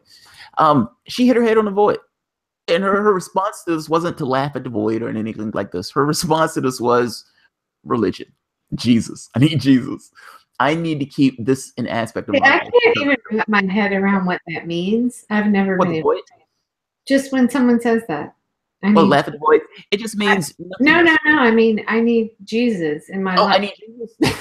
I don't know. I'm sorry, I just can't wrap my head around it. The way the way my family used to mean it, they used to mean it in the context of like things are going bad and somehow Jesus is going to come to the rescue. And I used to make this point to like, but what do you believe Jesus is doing? And what do you believe Jesus has done over the course of your life? That wasn't you, it wasn't some other human being, that it was this otherworldly thing. And they could never necessarily point to anything in particular, but they would say it in a heartbeat, almost in this weird cultural way. It's like the person needs Jesus. Like, they need Jesus for what? It's like they're living their life a particular way. Well, they can live their life any way they want. Well, I mean, Jesus begs to differ. Well, Jesus could say something when Jesus says something. Until then. Well, what's interesting about that is my husband, he's a very, very logical, pragmatic person too, and he's not religious at all, but he kind of veered into atheism in a way that I felt like was taking that same Southern Baptist thinking, and apply it to it. Having another God. Right. And I was like, but you don't know that's real either, Yeah, And so I think there is a big difference between some of that, I say Southern, but whatever, evangelical Protestantism versus, my grandfather was devout Catholic, but most of us were non-practicing Catholics and Episcopalians, Quakers and Lutherans in this whole big mix. So I never really cared what I went to Catholic school for like 2 years out of the 16. But anyway, I'm just saying, I think it's all about kind of like the framework you learn that religion in, like that's, my husband kind of can't, that brainwashing happened so early. He was at like Sunday Bible school or whatever, and Wednesday nights for some reason. What is it with Wednesday night? He jumped from one God to the next, be it, the religion with a God versus the one without, but he's treating it the exact same. Yeah, and he's kind of come back from that now, but he was very, I feel bad I'm talking about him. He won't care. But he was reading all Richard Dawkins stuff, and I'm like, Richard Dawkins was kind of an asshole in that movie. I like him and all, but I don't know. Yeah. So I'm like, he feels just be uncomfortable. I'm sorry. No, I just said Richard Dawkins people feel like they can be an asshole when they believe they're right. In Richard Dawkins' case, Richard Dawkins doesn't know what the hell he's talking about. Ultimately, he's held to the same standard. Like, I don't understand this thing of I'm holding these guys to a different standard than I'm holding myself to. And it's like, but you understand that talking to a Christian, just like that guy who's on talking to Tapper, in his head, this is the way the world is. Like, this isn't religion. This is just the reality framework. This is his paradigm of reality. He would have no context to not having this to be a part of his life. This is the way he sees the world. I think he's insane. I think he's massively wrong. But in the same token, the atheist stuff, like when you're looking at some of the research, it doesn't lend itself to this kind of material universe that these guys are talking about. And yet they need to have this idea of an ironclad worldview. Like, they can't just say, I don't know. Like, I don't know, it's too much. I don't know, it's too much. See, tomorrow we can start with CFAR and end on atheism. But no, I agree with you completely, but that's why I'm like, and I think really, if you think about it, we had a discussion on this sometime on Ethan's channel about how you can take your thinking, your approach to religion. Like, I think we determined most of us were atheist or agnostic, meaning atheist, meaning if you can take that and apply that to almost anything. It's that you want evidence of something before you're going to completely believe it. Right. Yeah, it's ambiguous. It's like, I don't know. Right. Yet you don't say for sure either way, because you don't have evidence completely for or against. Right. But you have to be comfortable living in that like ambiguous, that gray area. Yeah, and that's not easy. I got to be honest. That's not the easiest thing in the world. It's because it's like, how do you set your paradigm of the world up when you don't necessarily have this kind of hard fixed ground in order to set your paradigm of the world up? I don't have a problem with it. I don't know. Maybe when I was younger I did, but I don't now. It's what it is. I don't know. I hit my head on this thing of this, like, how do you define this idea of purpose and everything else, and ultimately you as a human being make the determination on what purpose is. And then this gets into political issues of how do you justify your political view versus somebody else's in a world where there's no God, like not necessarily the easiest thing. The argument that you make at that point can't bring into this thing of morality, because morality doesn't exist. Good or bad doesn't exist. None of those things apply. I mean, all those things are just become human elements. It's like, how do you justify your belief structure of the world? Like, why is it right to be a lefty as opposed to be, just purely on this idea of self-interest? No, I find that something fascinating, man. I do find it fascinating. Can I be interviewed for a second? Oh, have at it. Do you think? I don't think I know. I'm glad I actually meet you in DC, but I don't think I actually know. How did you get into doing this? You just I think last year when the Sanders thing was going on, And I started getting massively annoyed with the Obama administration, and specifically the Trans-Pacific Partnership, because one or two things was taking place. You know, politicians can say all sorts of things, but at the point where you're reading something and somebody else is saying the complete opposite of what you're reading, and it's like, but this is the document. It's like if Obama is getting up there saying this, then Obama is lying through his teeth about this. And you're looking at the provisions and you're like going down the list and be like, this is ghastly. He's selling out the country. Like he's putting a knife in the back of the country, particularly with regards to sovereignty. If this is okay, and then, you know, it's one of those things of even hiding the bill for 4 years after the bill is signed. So it's like the bill is signed. We're not going to tell the public that the bill was signed. And then 4 years later, we'll expose the fact that this thing was signed. It's like, this is immensely gross. It's absolutely grotesque. I started doing these little vids because my wife started getting sick of me bitching and complaining about this stuff. And like anything else, I don't do things. I don't do multiple things well. I tend to do specific things well, if that makes sense. Like I can't focus on multiple things at once. It's one thing or the other thing else meaning it's one thing to the exclusion of everything else. This is great when I'm learning how to play chess. This is great when I'm learning software. This is great when I'm delving into history and politics. Not so great for everything else when that, you know, everything else gets exclusion. So I started doing these video clips where I was kind of driving from work, and I would just do clips, and I would essentially be me flipping out for like 10 minutes or 15 minutes on video. Somewhere I tried several of those last fall. Do it. Like, I have no problem talking to you. I'm looser now. Victor's probably, I don't know. We'll see how our first part goes. He wants me to do. Say that again. Wait. Say that one more time. You're slightly breaking up. Say that one more time. Oh, I'm just saying, I'm not really comfortable doing the, like, just video of me talking. Like, I'm more comfortable with the one-on-one, but like I'm like being the person being interviewed. I don't know. So we'll see. I see. If wanted me to sort of present, I think, in a very small package, and I was like, well, Jamar and I get talking, and we might have to edit it to put it together. Put it together a bit. But no, well, we talked about CFAR first. Like I would say the first like hour and a half was CFAR. Yeah, so. I know, but I am. You know what? No, I am new to actually joining them, so I can't present it quite like Victor does. But I think you did perfectly fine, and I would imagine that Victor would be perfectly okay with the way you present. Oh well, hey, I'm working for free here, so. But no, I mean the reason I'm doing this is because I kind of can't stop paying attention to it all. And I'll be honest, I have my moments where I think, I don't know if anything's going to change in this country. We definitely have a huge movement for stuff, I think, in the right direction. We have more people paying attention than we ever did before. And I think we'll always be grateful. I mean, history is going to show that Bernie Sanders did this, that he brought it on, you know?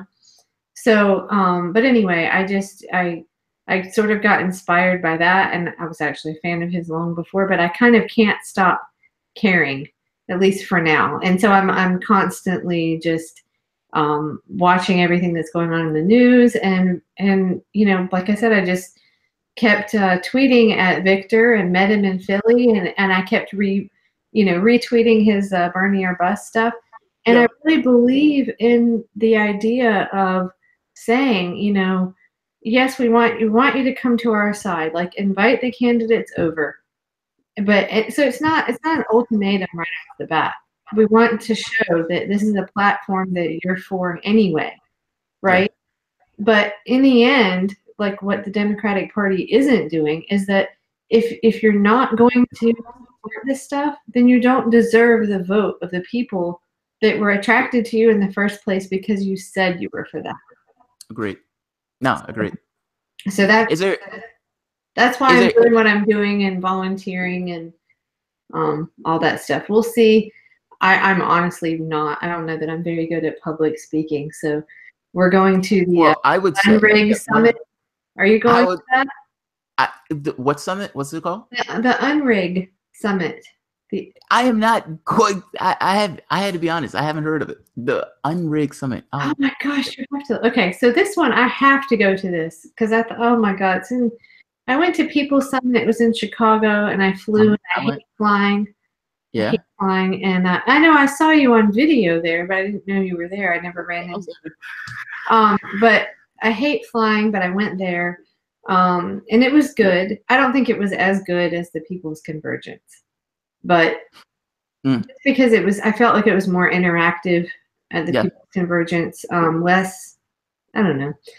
But anyway, so I thought, okay, I can't keep traveling all over the place, going to all these conferences, but because I'm doing it on my own dime too, you know. Like I said, this is not for anyone that's still hanging on 3 hours later. This is not paid for by the Russia CFAR super PAC. I'm paying for it myself. But I saw this and I thought, well, I can't skip that one. It's Unrig the System. And Unrig Summit. I'm gonna have to check that out. yeah, it's in New Orleans, February 2nd. Yes. 2nd to 4th. I have an Airbnb already. But anyway. Advance. Yeah. Yeah, I wish I would have known this advance. My wife and I are going to out the country in January. Oh. Well, yeah, we're going to Oslo. Oslo had amazing airfare tickets, and so yeah, we're going to Oslo. Well, that'll be better. That's good. I'm sure your wife will be glad to be going. Yeah, I got her the tickets for Christmas. Oh, that's nice. I couldn't figure out what to get her for Christmas, and I was like, "Holy shit, these tickets are awesome!" I was like, "Let me get her these." Probably a trip away where you don't bring that microphone, right? Yeah, I can't or take the internet. This thing is way too big to take. No, none of this on your vacation. She was very. I could tell she was like done with the whole thing by the. Yeah, she was tired. She was at that point of like, all right, I'm just ready to go home. Yeah. Well, so I mean, I guess really to answer why I'm doing this with CFAR is, I'm kind of a political junkie. I just can't. You know, my daughter's like, God, do you ever talk about anything else? My wife says really. My wife says the same thing. She's like, because you know, at a certain point, you start like most of the stuff that you're taking in is because you know you're looking at stories and content, and you're thinking of how you're going to frame the story. You're thinking of how you're going to talk about it, that type of stuff. It's a little weird when you first start and you're talking into the camera, and it's like this feeling of, okay, there's nobody watching this. Like there's like you have one subscriber and you're talking into the camera and you're like, okay, I feel completely ridiculous having this conversation to the camera. Yeah, I don't like it. I really don't. I'm fine in a group or one-on-one, although earlier I wasn't. So I don't know why. I'm not shy. I just clam up initially. But, I did when I first started. You know, it's funny. I don't know. If you would have asked me 2 years ago would I've been doing this, I could have never seen myself doing this. Like, it's as how can I say this? It's a cerebral exercise, but it's also this kind of emotional cathartic exercise. So it's this combination of both. And it's yeah. I don't clam up. I've accepted this thing of regardless of the position you take, you're going to get attacked. And there's no situation where everybody's going to agree with you, meaning there is no perspective. All the perspectives are relative. You try to be as sane as you can possibly be and just try to, you know, this is the way I see this. I could be completely wrong in the way that I see this. I could be completely right. It could be somewhere in between. The best thing is when you can come to some kind of agreement with somebody you thought you disagreed with. I think that's like just a great thing. I think most arguments just happen because they just get kind of carried out of, you know, I don't know. Yeah, I try not to have debates. I try to have conversations. I don't want to get into the headspace of I want to win this. Like where it becomes this is not a conversation. The goal of this is the way to make the other person look bad. Right. I don't like you know, Bill Maher started that. We can thank real time for that one, right? I don't necessarily know if it was purely Bill Maher, but he did not help the situation. Correct. Yeah, he did not help the situation at all on that. No. I would love to have been on Bill Maher's show when he was having that conversation about Susan Sarandon or having those conversations about the supporting of Hillary Clinton and all this other stuff. Oh, man, I would have loved to have eaten him alive. I love people like Susan Sarandon more than any. You know, I love Susan. Her in Philly with the hole in her hat, like in the 100-degree weather, sweating out with everybody else. She doesn't have to be doing that. No, she doesn't. I love her to death, and she's yeah, I love her to death. And Chris Hayes, brings her on the show. They try to wag his finger at her, like, shouldn't you have voted for Hillary Clinton? And she's like, no, no, just completely unbowed and resolute. No, yeah, no, I'm perfectly okay with the way I went with this. So I agree with her. Right. Is there any last words you want to give? We've been going for like 3 hours. I know we have. Okay. Well, and by the way, one last thing. One of the main things for one of the things for public speaking, I would say, and this is not mansplaining, and this is being gently put. My hair is a mess. No, I'm just kidding. Your hair is perfectly fine, and that's kind of what I was getting at. This idea of tearing yourself down on this.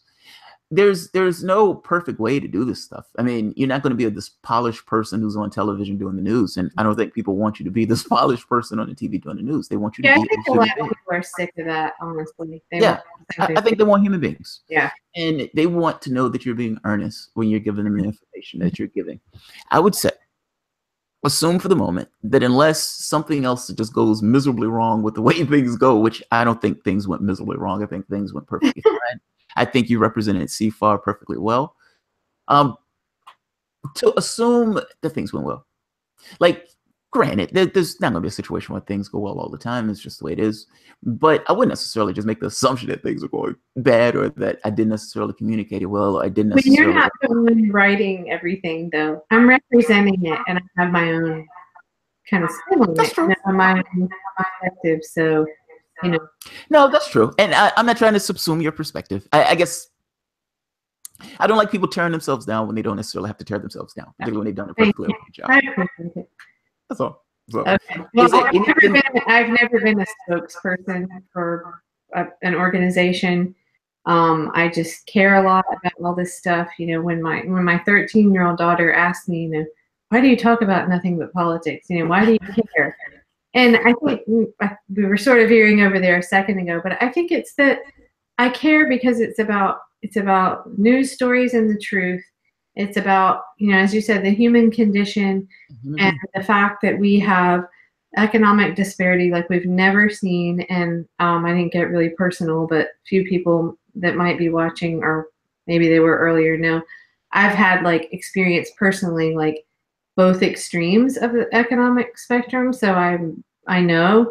But anyway, I care about truth and justice, and I care about people being able to make an honest living and have a decent life, and have, having had a serious illness myself, I know you have, you care about, a health emergency not destroying the family. Yeah. And so I guess that's why I kind of can't stop doing this, is just I care. And sometimes I'll be honest, I have to deal with some of the bullshit that goes on in the indie media circles. And I regret a few that I've done, but anyway, it is what it is. So my motives are pure. I'm just trying to do something to try to help. And I think that CFAR to me right now, like I said, is the thing that can make a difference, I think, in the shorter run.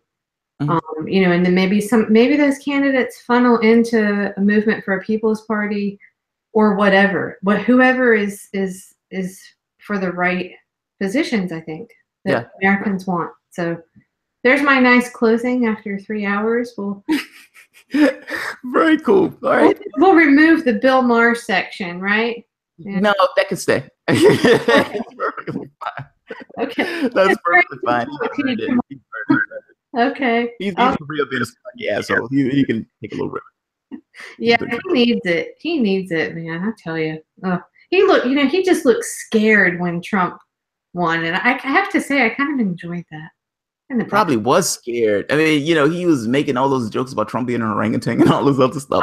Absolutely hilarious. Where he sued him or something? Yeah, Trump sued him for saying. The first interview somebody did with Bill Maher right after Trump won, I swear he looked just scared shitless. And I was like, I was kind of laughing, but anyway. Yeah, Rob was terrified. The president of the United States is going to come after me. I've called this guy every name in the book, and he sued me, saying, prove that my parents were orangutans and all this other stuff. It's just some weird stuff. Yeah, he probably. I know, and I don't like Trump, but really, I mean, anybody that's going to be that much of an arrogant prick deserves it. Okay, there's my ending for CFAR. All right, good night, Jamal. Thank you very much for coming. Yeah, it was great to talk to you. All Kelley right. Lane, this is for CFAR. Thank you again for coming on the soapbox. All right, thanks. Good night. All right, guys, this has gone on for a while. I appreciate Kelley for coming on. Yeah, this was awesome. I like the CFAR thing. I'm going to put the links to, what is it, Plutocracy, Revolt against Plutocracy. I'm going to put the links at the bottom of this video. I would say if you guys have any questions about it, just put those questions at the bottom also. But, at some point, somebody can get back with you on it.